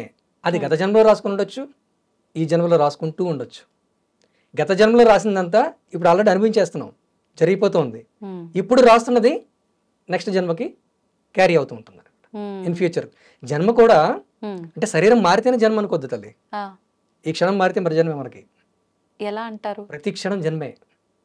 ఏ క్షణం మరణిస్తామో మనకు తెలియదు. గడిచిపోయిన ఏ క్షణం కూడా తిరిగి రాదు. క్షయమైపోతున్న కాలాన్ని ఎవ్వరు కూడా అందిపుచ్చుకోలేరు, నిలబెట్టలేరు. కాబట్టి ప్రతి క్షణం కరిగిపోతుంది, అంటే జన్మ గడిచిపోతుంది. క్షణానికి ఒక జన్మ మనకి గడిచిపోతుంది. శరీరం మారవచ్చు, మారకపోవచ్చు, కానీ జన్మ గడిచిపోతూనే ఉంది. నిరంతరం మనం ప్రయాణిస్తున్నాం. ఆ ప్రయాణంలో భాగంగానే కర్మఫలాన్ని మనం నిరంతరం అనుభవిస్తూ వస్తున్నాం, అనుభవించాల్సిందే. ఓకే. ఇప్పుడు చాలా మంది మానవ జన్మ విషయానికి వస్తే ఎన్నెన్నో జన్మలు తీసుకుంటారని అంటూ ఉంటారు. 84 లక్షల రకాల జీవులు ఉన్నాయి తల్లి. అంటే 84 లక్షల మంది అనుకుంటారు చాలా మంది, అజ్ఞానంలో ఉన్న వాళ్ళు కొంతమంది. నాతో అలా మాట్లాడిన వాళ్ళు కూడా ఉన్నారు. ఏంటయ్యా మీ సనాతన ధర్మం, హైందవ ధర్మం, 84 లక్షల మంది జీవరాశి అని చెప్తుంటారు. ప్రతి ఒక్కరు స్టేజ్ మీదకి ఎక్కి ఇదే మాట్లాడతారు. ఇక్కడ చూస్తే ప్రపంచంలో 100 కోట్ల మంది జనం ఉన్నారు, ఇక్కడ 700 కోట్ల 800 కోట్ల మంది జనం ఉన్నారు, 84 లక్షలు అంటారేంటి అని చెప్పి నన్ను ఎంతో మంది అలా క్వశ్చన్ చేశారు. అంటే వాళ్ళ నాలెడ్జ్ లెవెల్ ఆ లెవెల్లో ఉందన్నమాట. దానికి మీ సమాధానం? Yes, exactly. 84 లక్షల రకాలు, ఒక్కొక్క రకానికి కోటాను కోట్లు. రైట్. అదేందుకు తల్లి? అంటే అదొక పురుగుగా కావచ్చు, జంతువుగా కావచ్చు, ప్రతి ఒక్కటి ఏదైనా కంటికి కనిపించేది కావచ్చు, కనిపించేది కావచ్చు. ఎస్, జీవం లేనిది, చలనం లేని వస్తువుల్లో కూడా కాదు. కాదు, జీవంతో అంటే చలనం లేని వస్తువులు కూడా. మన సనాతన ధర్మం ఏం చెప్తుందంటే రాయి కూడా జీవంతోనే ఉంటుంది. ప్రతి వస్తువులు కూడా జీవం ఉంటుంది. జీవం లేనిదంటూ లేదు. ఇందు గలడందు లేడను సందేహం పోవలదు, చక్రి సర్వోపగతండు ఎందెందు వెతికిన అందందే గలడు. ఈశ్వర సర్వభూతానం సర్వ విద్యానం. ఈశ్వరుడు అన్ని చోట్లలోనూ ఉంటాడు, అన్నిట్లోనూ ఉంటాడు. కాబట్టి ప్రతి ఒక్కదానిని మనం కూడా ప్రాణంగానే గమనించాలి. ప్రాణం ఉన్నదేనే మనం తెలుసుకోవాలి. కానీ చలనం ఉన్న వాటిని మనం జీవంగా భావిస్తున్నాం కదా, ఎందుకని? అదే అర్ధజ్ఞానం. సగం తెలిసింది మనకి, పూర్తిగా తెలియలేదు. సగం తెలుసుకున్న వాళ్ళు అర్ధజ్ఞానంతో ఉంటూ అదే టాపిక్ మాట్లాడుతుంటారు. నేను ఇప్పుడు సహజంగా ప్రస్తుతం సమాజంతో నేను ఫైట్ చేస్తున్న విషయం ఇది. శాకాహారులు ఉత్తములుగా అనుకుంటూ, మాంసాహారుల్ని హింసపరులు అనుకుంటూ, మాంసాహారం నేరమని, పాపమని చెప్తున్నారు. కాదంటారా? ఇది కాదు. ఎందుకని? ఇప్పుడు చెప్పుకున్నదే మనం. ప్రాణం, జీవం, శక్తి సర్వత్రా ఉన్నది, సమస్తమునందు ఉన్నది. కాబట్టి ప్రాణం అనేది ఒకదాని నుంచి ఒకటికి మారుతూ ఉంటుంది. ఒక దేహానికి ఇంకొక దేహం ఆహారమై ఉంది. కాబట్టి మీరు పండ్లు, కాయగూరలు, ఆకుకూరలు తిన్నా, కదులుతున్నటువంటి జీవులను తిన్నా రెండు ఒకటే. ఓకే. మీరు ఆహారం కోసం దాన్ని సేకరిస్తున్నప్పుడు అది హింస కాదు. ఆహారం కాకుండా మీరు మామూలుగా వెళ్తూ వెళ్తూ ఇక్కడ ఉన్నటువంటి పువ్వుని ఇలా తెంచినా అది హింసే అవుతుంది. మీకు అది అవసరం, అది ఒక పూజ కోసమో, మీకు ఆహారం కోసమో, లేకపోతే పూజ అలంకరణ కోసమో దాన్ని తీసుకున్నారు, దానికోసం మాత్రమే తీసుకున్నారు, అప్పుడు అది హింస కాదు. కానీ అది మీరన్న ఉదాహరణ, ఇప్పుడు పువ్వు తీసుకుంటే పువ్వు అది పుట్టటం అంటే అది అలా పువ్వుగా జన్మ తీసుకోవడమే భగవంతుడి యొక్క ఒక వరంతో ఆయన పాదాలను చేరడం కోసమే పువ్వుగా పుట్టింది అంటారు కదా. మరి ఇప్పుడు అసలు భగవంతుడు అనేవాడు ఎవడు అనేది కదా ప్రశ్న. మొట్టమొదట గుడిలో ఉన్నవాడే దేవుడు అనుకోవడం అజ్ఞానం. నీలో నీవై ఉన్నవాడే దేవుడు అంటే ప్రసాదం ఎవరికి పెడుతున్నాం? మనం దేవుడికే పెడుతున్నాం. మనం తింటాం అనుకుంటున్నాం. ఈ మాట కూడా అంటుంటారు చాలా మంది, అరే ప్రసాదాలు దేవుడికే పెడతారేంట్రా, దేవుడికి పెడతారేంటి, ఇన్ని ప్రసాదాలు ఇన్ని రకాలు పెడతారా, ఇంత కాస్ట్లీగా వండుతారా, ఆయన పేరు చెప్పుకొని మనమే తింటున్నాం కదా అంటారు. ఆయన పేరు చెప్పుకొని మనం తింటున్నాం, తినేవాడు దేవుడే తింటున్నాడు, నువ్వు దేవుడివేరా. కానీ ఇలా మాట్లాడితే మూర్ఖులు అంటారు కదండి సమాజం. మూర్ఖులే అంటారు. పిచ్చివాళ్ళు ఎప్పుడు కూడా పిచ్చివాడు అందరినీ పిచ్చివాడిగా చూస్తాడు. పచ్చకాంబరిలో ఉన్న వాళ్ళకి లోకమంతా పచ్చగానే కనిపిస్తుంటాడు. ఉన్నవాడు జ్ఞానాన్ని మాత్రం ప్రకటిస్తాడు, జ్ఞానవంతంగా జీవిస్తాడు. జ్ఞానం లేనివాడు నిరంతరం అజ్ఞానంలోనే ఉంటాడు, వాడు ఆవేదనతో శోకంతోనే జీవిస్తూ ఉంటాడు. జ్ఞానం ఎప్పుడు కూడా ఆనందంగా ఉంటుంది, ధైర్యంగా ఉంటుంది, నమ్మకంతో ఉంటుంది, విశ్వాసంతో ఉంటుంది, నమ్మకాన్ని కలిగించే శక్తిని కలిగి ఉంటుంది. ఎవరి ప్రవర్తన బట్టి, ఎవరి తీరును బట్టి, ఎవరి జ్ఞానాన్ని బట్టి వాళ్ళ జీవన విధానం కొనసాగుతూ ఉంటుంది. కాబట్టి ఎవరో ఏదో అంటున్నారని, సమాజం ఒప్పుకోవటం లేదని, అజ్ఞానులు ప్రశ్నిస్తున్నారని మన సత్యాన్ని, మనం నమ్ముకున్న ధర్మాన్ని విడిచిపెట్టకూడదు. అంటే సమాజం కోసం మనం బ్రతకాల్సిన అవసరం లేదు, నీ కోసం నువ్వు బ్రతకంటున్నారా? ధర్మం కోసం బ్రతుకు. ధర్మం కోసం. అంటే నీవు ఎవరై ఉన్నావు? నీవు దేవుడి కోసం, నీవు దేవుడై ఉన్నావు కదా, నీవు దైవమై ఉన్నావు కదా, దైవం కోసం బ్రతుకు, దైవమై బ్రతుకు. దైవం కోసం బ్రతుకు, దైవమై బ్రతుకు. అంతే తప్ప ఎవరో కల్పించారని, ఎవరో రాశారని, ఎవరో చెప్పారని, ఎవరో కట్టుబాటు చేశారని అలా జీవించుకో. అలా జీవిస్తే నిన్ను నీవు కోల్పోయినట్లే. అంటే అప్పుడు దేవుడి స్థితిలో మనం లేము, కేవలం జీవుడి స్థితిలో ఉన్నాం. వేరే వాటికి మనం కట్టుబడి ఉంటాయి. అంటే కొన్ని రకాల చట్టాలకు మాత్రం మనం కట్టుబడాలి. అదే మనం సంఘం కోసం అనుకున్నాం కదా, కొన్ని రకాల జీవుల్ని మనం తినకూడదు. అది మన చట్టం చేసుకున్నాం మనం. ఈ దేశంలో ఒక చట్టం ఉంటుంది, వేరే దేశంలో ఇంకో చట్టం ఉంటుంది. అంటే మనం ఏ దేశంలో నివసిస్తున్నామో ఆ దేశ కాలమాన పరిస్థితులకు అనుకూలంగా మనం బ్రతకాల్సిన పరిస్థితి ఉంటుంది. అంటే అవి తినొద్దు అని చెప్పారు అంటే ఇవి తినమని అయితే ఎక్కడ రాసి పెట్టలేదు కదా అనే వాళ్ళు కూడా ఉంటారు కదా, వాళ్ళకేం చెప్తారు? ఎక్కడ రాసింది ఇది తినాలి అని? అంటే రాసి ఉన్నది మనం చేస్తామా? రాసి లేకపోతే చేయలేమా? అంటే మన పెద్దవాళ్ళు మనం అంటే అదే తల్లి, నువ్వు శ్వాస తీసుకోవాలి పుట్టిన తర్వాత అని చెప్తేనే మనం శ్వాసిస్తున్నామా? వద్దు అనుకున్నంత మాత్రాన మనం ఆగదు కదా. ఇది కూడా అలాంటిదే. అదే స్థితిలో ఉండాలి. ఇది కూడా మన ప్రయాణం కూడా, మన నడక కూడా అదే స్థితిలో ఉండాలి, అదే వాస్తవంలో ఉండాలి. నువ్వు ఇలా శ్వాసించాలి, అలా శ్వాసించాలి అంటే శ్వాస ఏ రకంగా శ్వాసించాలని ప్రాణాయామాలు చెప్పుకున్నాం, మన విధానాలు రాసాం, పతంజలి భాష్యాలు ఇవన్నీ ఉన్నాయి. అది వేరు. అసలు శ్వాసే నువ్వు ఇంతసేపే తీసుకోవాలి, ఇప్పుడే తీసుకోవాలని చెప్పడం వేరు.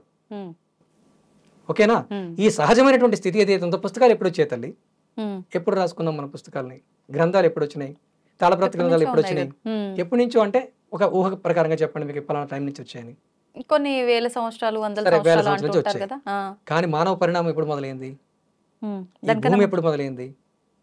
అంచనా వేయగలమా? అనంతం, లెక్క లేదు. ఈ భూగోళం ఇప్పుడు స్టార్ట్ అయ్యి 450 కోట్ల సంవత్సరాలు అయింది. అంటే మనమున్న ఈ కలియుగం కాదు తల్లి, అసలు ఈ విశ్వంలో ఈ భూగోళం మొదలై, ఈ విశ్వ పరంపర మొదలై. ఎలా చెప్పగలరు మీరు? అది మనకు లెక్కలు ఉన్నాయి, అది కూడా వేదాల లెక్కల్లోనే చెప్తున్నారు. అదొకటి సైన్స్ పరంగా కూడా మనం లెక్క కడుతున్నాం. ఇప్పుడు సైన్స్ పరంగా కూడా లెక్క పెట్టి ఈ యూనివర్స్ స్టార్ట్ అయ్యి మొత్తం 864 కోట్ల సంవత్సరాల యూనివర్స్ తాలూకు వయసు అని, దాంట్లో సగం గడిచిందని సైన్స్ లెక్కలు కూడా మనకు చెప్తున్నాయి. బిగ్ బ్యాంగ్ థియరీ ద్వారా కూడా మనం తెలుసుకుంటున్నాం. ఇదే విధానాన్ని మన వేదాల్లో కూడా విపులీకరంగా చెప్పారు దాన్ని. అంటే ఎన్ని యుగాలు, చతుర్యుగాలు ఉంటాయని మనకి, సత్యయుగం, త్రేతాయుగం, ద్వాపరయుగం, కలియుగం, ఈ 4 యుగాలు కాదు. ఒక్కొక్క యుగానికి లెక్కలు ఉన్నాయి, ఇన్ని లక్షల సంవత్సరాలు. ఇప్పుడు కలియుగం 4,32,000 సంవత్సరాలు అవుతుంది. ఇలా ఈ 4,32,000 సంవత్సరాల్లో ప్రస్తుత కలియుగం 5,000 సుమారు జరిగింది. ఇలా లెక్కలు ఉన్నాయి కాబట్టి ఈ ప్రతి లెక్కని బట్టి కూడా మనం అంచనా వేస్తే 864 కోట్ల సంవత్సరాలకి మొత్తం ప్రళయం, మహాప్రళయం జరుగుతుంది.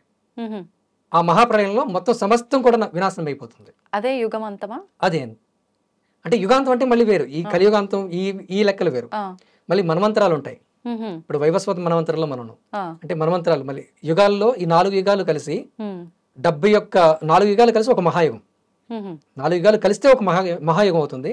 అలాంటి 71 మహాయుగాలు కలిస్తే ఒక మన్వంతరం అవుతుంది.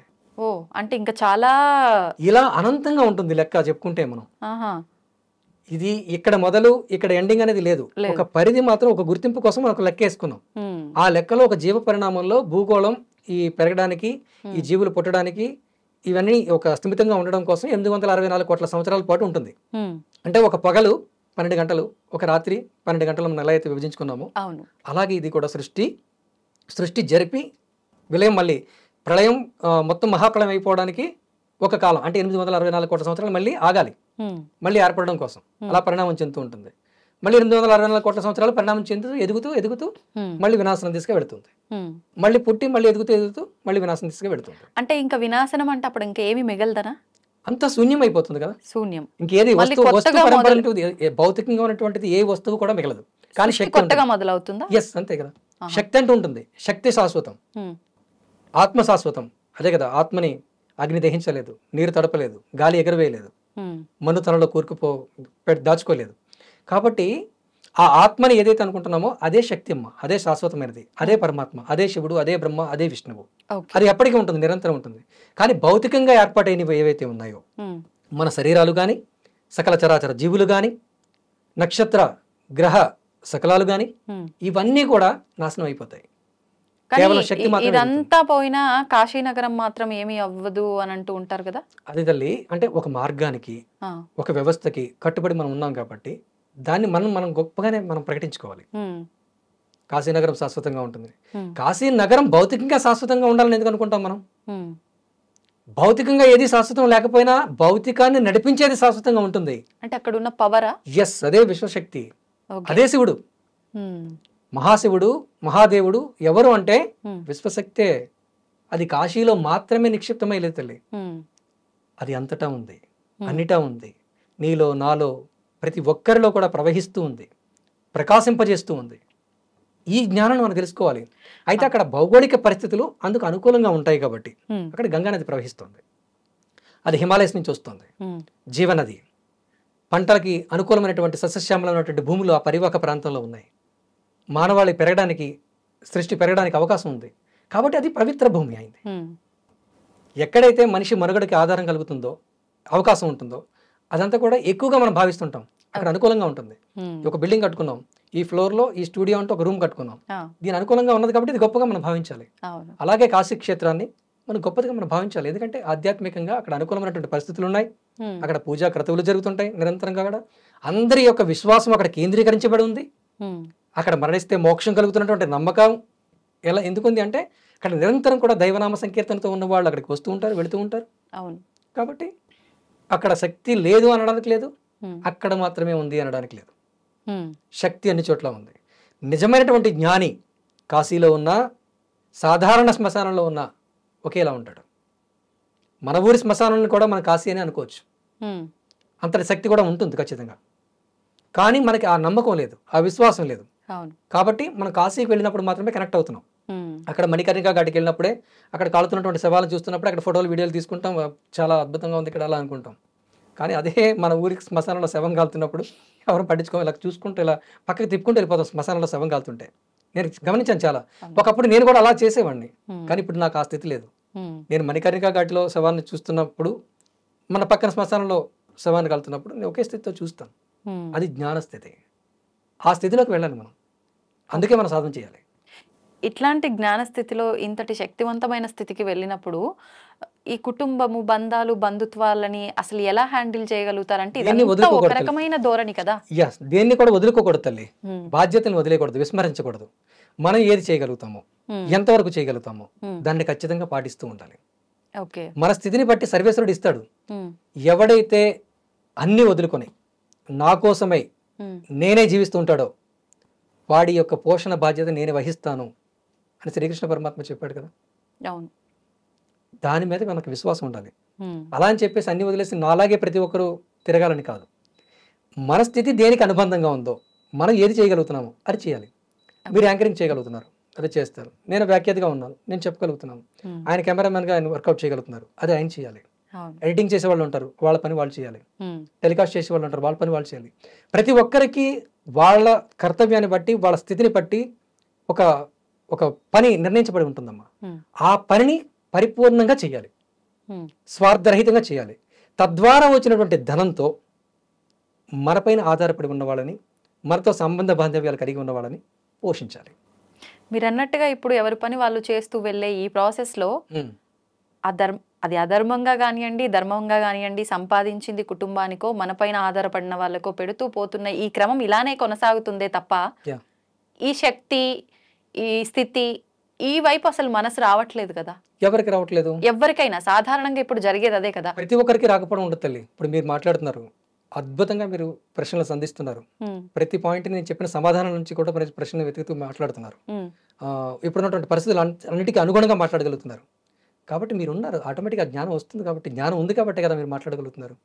నాకు లేదు అనుకోకూడదు. మీరు యాంకరింగే చేస్తున్నారు, జీతానికే చేస్తున్నారు, డబ్బులకే చేయొచ్చు, కానీ మీరు వృత్తిపరంగానే ఉండొచ్చు. కానీ సహజంగా కూడా మీరు జ్ఞానం వెలుగొందుతూ ఉంది కాబట్టి మీకు ఆ శక్తి ఉంది. మిగతా వ్యక్తులు కూడా వాళ్ళ వృత్తిలో అలా పరిపూర్ణంగా పని చేయగలుగుతున్నారంటే వాళ్ళలో శక్తి ఉంది, ఆనంద స్థితి ఉంది. తద్వారా ఆనందాన్ని పొందగలుగుతున్నారు. వాళ్ళు చేసే పనిలో ఆనందాన్ని పొందకపోతే మీరు ₹1,00,00,000 ఇచ్చినా ఒక్క క్షణం మన దగ్గర కూర్చోలేరు. వాస్తవం ఇది కదా. వాళ్ళు నిజంగా దానిలో సాటిస్ఫై అవ్వాలి, తనకు నచ్చాలి పని. అంతే, ఎంత డబ్బు ఇస్తున్నావు అని కాదు, నాకు ఆ పని నచ్చితే చేస్తాను అంతే, డబ్బు ఇవ్వకపోయినా చేస్తాను అన్నట్టే ప్రతి వ్యక్తి ఉంటాడు. అలాగే ఉండగలుగుతాడు, అదే సహజ స్థితి. అలా మీకు వచ్చిన డబ్బుతో పక్క వాళ్ళకి ఇస్తున్నప్పుడు వాళ్ళు అదే జ్ఞానస్థితిని కలిగి ఉండాలని ఏమీ లేదు తల్లి. కానీ ఇది మీ బాధ్యత, మనకు అనుబంధంగా ఉన్న వాళ్ళని పోషించడం, రక్షించడం అనేది మన బాధ్యత కాబట్టి అవును మనం వచ్చిన దాంతో కష్టార్జితంతో వాళ్ళకి ఇవ్వగలుగుతున్నాం, సహకరిస్తున్నాం. కానీ అలాగని చెప్పేసి మనమే వాళ్ళని పోషిస్తున్నామా, మన మీద ఆధారపడి అన్నారంటే కాదు. వాళ్ళ ద్వారా కూడా మన జీవనం కూడా కొనసాగుతూ ఉంటుంది. వాళ్ళు మనకి కూడా ఒక బలం, వాళ్ళ సపోర్ట్తో కూడా మనం కొనసాగుతున్నాం. మన ఇంటి దగ్గర పని చేస్తున్నారంటే ఒక పని మనసు వస్తుందంటే వాళ్ళు ఆ పని చేయకపోతే మనకు అవ్వదు కదా. మనం డబ్బులు ఇస్తున్నాం, వాళ్ళు మనకు పని చేస్తున్నారు. మనకు భర్త భార్య ఉన్నారు, వాళ్ళు మనకి ప్రేమను పంచిస్తున్నారు, మనకు ఒక రక్షణగా ఉన్నారు. కాబట్టి మనం సంపాదించిన దాంట్లో వాళ్ళకి భాగస్వామ్యం కల్పిస్తున్నాం, మనకు ఆనందాన్ని పంచిస్తున్నారు కాబట్టి మనం పంచిస్తున్నాం. ప్రతిదీ కూడా పంచడంతోనే ఉంటుంది, పంపకంతోనే ఉంటుంది, ఇచ్చి పుచ్చుకోవడం ఉంటుంది, పరస్పరం ఉంటుంది. ఏది ఒంటరిగా ఒకరే చేస్తూ ఏది జరగదమ్మా, ఒకరి కోసం ఏది జరగదు. అది ఎలా అంటే ఇప్పుడు ఒక దానం చేస్తున్నా సరే, మీ దగ్గర ఒక 1000 రూపాయలు ఉన్నాయి, గుడి దగ్గర ఒక భిక్షగాడికి దానం చేశారనుకోండి, తద్వారా మీకు పుణ్యం వస్తుంది కదా. అంటే తను మీకు ఇస్తున్నాడు, మీరు 1000 రూపాయలు ఇచ్చారు, అక్కడ భిక్షగాడు మీకేమి ఇచ్చాడు? పుణ్యాన్ని ఇచ్చాడు, ఆత్మ సంతృప్తిని ఇచ్చాడు. అంటే తను కూడా ఇవ్వగలిగిన స్థితిలోనే ఉన్నాడు. అంటే ఇందాక మీరు అన్నట్టుగా వెళ్తే తను ఒక భిక్షగాడిగా నేను ఇచ్చే స్థానంలో తను తీసుకునే స్థానంలో ఉన్నాడన్న భావనతో ఉన్నంత వరకే కదా ఇది. అంటే అతను నేను ఒకటే అనుకున్నప్పుడు అది జ్ఞానం. రెండు ఒకటే అనుకుంటా స్థితిలో ఉన్నవాడు నిజమైన జ్ఞాని. అది నేనే ఇది నేను అనుకున్నవాడు నిజమైనటువంటి జ్ఞాని. అంటే ఆ జ్ఞానం లేకపోవడం వల్ల ఈ దాన ధర్మాలు కూడా చేస్తున్నాం అనుకోవచ్చా? నో, అలా అని కాదు. అలా చేసేవాళ్ళు ఉంటారు, ఇలా చేసేవాళ్ళు ఉంటారు. ఇప్పుడు నేనున్నాను అంత తెలుసుకొని ఇవ్వకుండా ఉంటానా? ఉండరు. ఇస్తాను కదా. ఇవ్వకపోవడం అనేది మన దగ్గర ఉన్నదానితో సంబంధం పడి ఉంటుంది. మన దగ్గర ఉంది కాబట్టి ఇస్తున్నాం, లేనిది ఎక్కడి నుంచి తీసుకొచ్చి ఇవ్వలేం కదా. కానీ నేను ఇస్తున్నాను కాబట్టి నాకంటే తక్కువ వాడు అని అనుకునే దాస్తో ఇచ్చామంటే అప్పుడు అది మనకి కర్మఫలం. రేపొద్దున ఏదో ఒక రకంగా మనకి చెడు ప్రభావాన్ని కలిగిస్తుంది. అది ఒక రోగంగానో, ఒక దుఃఖంగానో, ఒక బాధగానో, దిగులుగానో మనపై పడుతుంది, మన జీవన విధానంపై పడుతుంది. కాబట్టి ఎప్పుడు నేను కోటీశ్వరుని గనక ఇవ్వగలిగాను, వాడేంటి భిక్షగాడు వాడు కూర్చున్నాడు, పని పాట లేకుండా కూర్చున్నాడు వాడు అని అనుకున్నాడా, వాడు చేసిన దానికి ఫలితం రాదు కదా, పుణ్యం రాదు కదా, పాపం కూడగట్టుకుంటాడు. అలా కాకుండా అయ్యో అక్కడ కూర్చున్నాడు, నా దగ్గర ఇది ఉంది కదా 10 రూపాయలు ఇస్తే తను ఏదో తింటాడు కదా, ఏదో ఖర్చు పెట్టుకుంటాడు కదా అని ఇచ్చామనుకోండి, అప్పుడు మనకి ఒక సహకారం దేవుని నుంచి లభిస్తుంది. ఆ వ్యక్తి మీకు నేరుగా చేయక్కర్లేదు, దైవం మీకు సహకరిస్తుంది, విశ్వం మీకు ఏదో ఒక రకమైనటువంటి అనుకూలంగా ఏర్పాటు చేస్తుంది. ఇందాక మీరు అన్నారు అంటే మన శరీరంలో ఆ జీవం వాయువు అనేది ఉన్నంత వరకే వెళ్ళిపోతే అని, మళ్ళీ మీరే ఇంకొక మాట అన్నారు, ఎక్కడికి వెళ్ళిపోదు ఇక్కడే ఉంటది అని చెప్పి. కానీ ఇప్పుడు ప్రస్తుతం మాట్లాడే వాళ్ళు చెప్పే వాళ్ళు ఎంతో మంది ఉన్నారు. అందులో భాగంగా కొంతమంది చెప్పే విషయాలు ఏంటి అంటే, ప్రాణం వదిలిపెట్టిన తర్వాత మనం చేసుకున్న కర్మలు ఏవైతే ఉన్నాయో మంచి గాని చెడు గాని ఇక్కడ అనుభవించాల్సినంత వరకు ఇక్కడ అనుభవించి వేరే లోకాలకు వెళ్ళిపోతామని, ఆ లోకంలో ఖచ్చితంగా మనకు అది మనం మంచి చేసుకుంటే దర్జా లైఫ్ అనుభవిస్తాము, అక్కడ కూడా చెడు చేసుకుని ఉంటే ఖచ్చితంగా మనం దానికి శిక్షలు అనుభవిస్తాము అని చెప్పి. ఇది కూడా నిజమే తల్లి. ఎలా, ఏ రకంగా నిజం? ఎందుకంటే మనకి లోకాలు ఉన్నాయి. మన భూలోకానికి సంబంధించి 14 లోకాల పరిధి ఉంది. ఊర్ధ్వలోకాలు 7, అధోలోకాలు 7. అలా కాకుండా అసలు మన సోలార్ సిస్టంలోనే మన సౌరమండలంలో ఉన్నటువంటి గ్రహాలు ఉన్నాయి. ఇది కాకుండా ఇలాంటి సోలార్ సిస్టమ్స్ ఎన్నో ఉన్నాయి. ఇంటి అనంత విశ్వంలో అనంతమైనటువంటి గెలాక్సీస్ ఉన్నాయి, సోలార్ సిస్టమ్స్ ఉన్నాయి, గ్రహాలు ఉన్నాయి, అనంతమైనటువంటి గ్రహగోళాలు ఉన్నాయి. అన్నిటిలో కూడా ప్రపంచాలు కొనసాగుతున్నాయి. అంటే కేవలం భూగోళం మీదే జీవులు కొనసాగుతున్నారు అనడానికి లేదు తల్లి, ఇతర లోకాల్లో కూడా జీవులు ఉన్నారు. కాబట్టి మనం భూలోకంలో ప్రస్తుతం నివసిస్తున్నాం. మనం ఇక్కడ చేస్తున్నటువంటి ఈ పుణ్య పాప కర్మలు బట్టి, మన విధానాన్ని బట్టి, జీవన విధానాన్ని బట్టి, ధర్మాన్ని బట్టి ఈ ఎనర్జీ ఏదైతే ఉందో అక్కడ ఈ ఎనర్జీ మళ్ళీ అక్కడ ఉంటుంది. ఎనర్జీ ఎక్కడి నుంచి ఎక్కడికి వెళ్ళిపోవట్లేదు, బట్ అక్కడ భౌతిక రూపం దాలుస్తుంది. అంటే కృష్ణుడు గోపికలందరి దగ్గర విడివిడిగా ఒకేసారి ఉన్నట్టుగా ఇక్కడ శక్తి కూడా అన్ని లోకాల్లో వేరువేరుగా ఒకేసారి ఉంటుంది అంటున్నారా? జరుగుతుంది. ఎలా నమ్మొచ్చు ఇది? ఎలా అంటే మీ నమ్మకాన్ని బట్టి ఆధారపడి ఉంటుంది, విశ్వాసాన్ని బట్టి ఆధారపడి ఉంటుంది. ఫిజికల్ గా కూడా మనం ఆలోచించినా సరే, ఇప్పుడు చంద్రమండలం మీదకి మనం వెళ్తున్నాం కదా తల్లి, కుజగ్రహం మీదకి మనం వెళ్తున్నాం కదా, అంటే వేరే లోకం ఖచ్చితంగా ఉంది కదా. అక్కడ కూడా జీవులు మనకు కనిపెట్టలేదని అనుకుంటున్నాం, కానీ ఈ సోలార్ సిస్టంలో లేకపోవచ్చు, వేరే సోలార్ సిస్టంలో ఉంటాయి ఖచ్చితంగా. అక్కడ ఖచ్చితంగా మనం ఆ దేహాలు అనేది ధరించడం అనేది జరుగుతుంది. అంటే మనకి పురాణ గ్రంథాలు చెప్తున్నాయి, ఇతిహాసాలు చెప్తున్నాయి, వేద ప్రమాణం చెప్పొచ్చు. ఇదేది కాకపోయినా మన అంతరాత్మను మనం ప్రశ్నించుకుంటున్నప్పుడు, మనం శాశ్వతంగా ఉన్నాము అనుకున్నప్పుడు, ఏది చెప్పకపోయినా మస్తకం అనేది అతి పెద్ద పుస్తకం. దాని మీద ఆధారపడాలి తల్లి. అది చెప్పే జ్ఞానాన్ని గ్రహించాలి మనం. ఈ మస్తకం అనే పుస్తకం ఎవరో రాసింది కాదు, ఎవరో ఇచ్చింది కాదు, ఎవరో భద్రపరిచింది కాదు. ఆ పుస్తకమే మనమే ఉన్నాము, మనలో ఉన్నది. కాబట్టి దానిని ఆధారంగా తీసుకొని ఆ జ్ఞానాన్ని ముందుకు పరంపరకి మనం వెళ్ళిపోతూ ఉంటే ఇవన్నీ తెలుస్తాయి తల్లి. నేను చెప్పవచ్చు, మీరు నమ్మచ్చు నమ్మకపోవచ్చు. మీరు అన్నట్టుగా ఇప్పుడు అంటే మన మస్తకం మనకి ఏం చెప్పిందో అది ఫాలో అవ్వాలి. అన్నిసార్లు కరెక్ట్ చెప్తుందా? అన్నిసార్లు మనని మస్తకం ఎప్పుడు కరెక్ట్ గానే చెప్తుంది, మస్తకం ఎప్పుడు కరెక్ట్ గానే చెప్తుంది. కానీ అజ్ఞానం మాత్రం మనల్ని అధోగతి పాలు చేస్తుంది. మస్తకం అనే పుస్తకం నిర్దిష్టమైనటువంటి వేదం.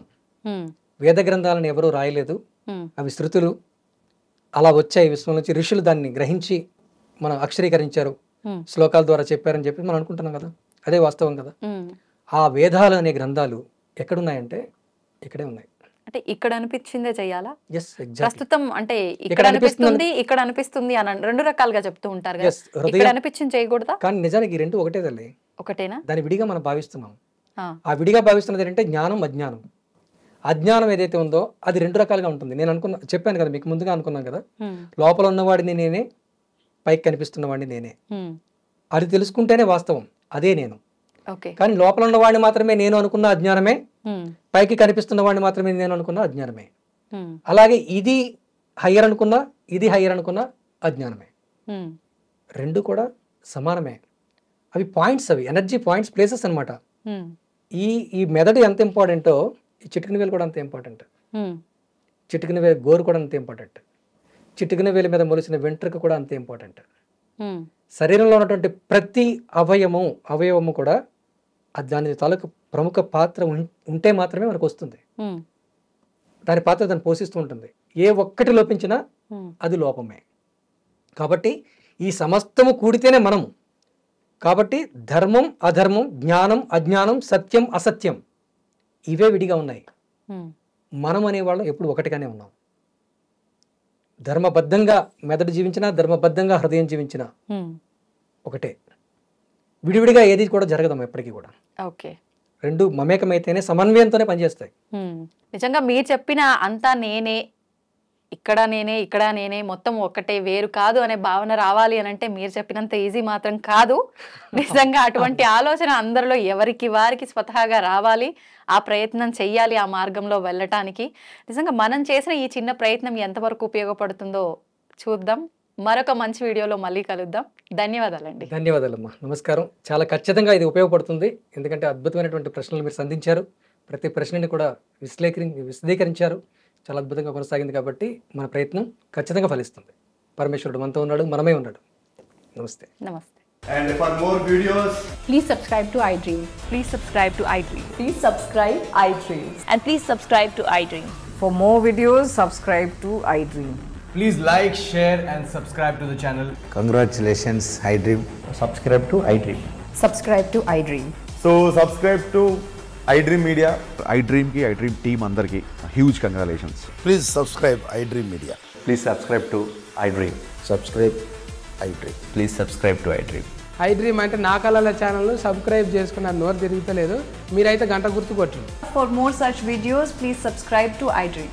Subscribe to iDream. Please subscribe to iDream. Please subscribe iDream Media. Please do subscribe to iDream. Please subscribe to iDream Media. For best entertainment and information, please subscribe iDream. And don't forget to subscribe to iDream.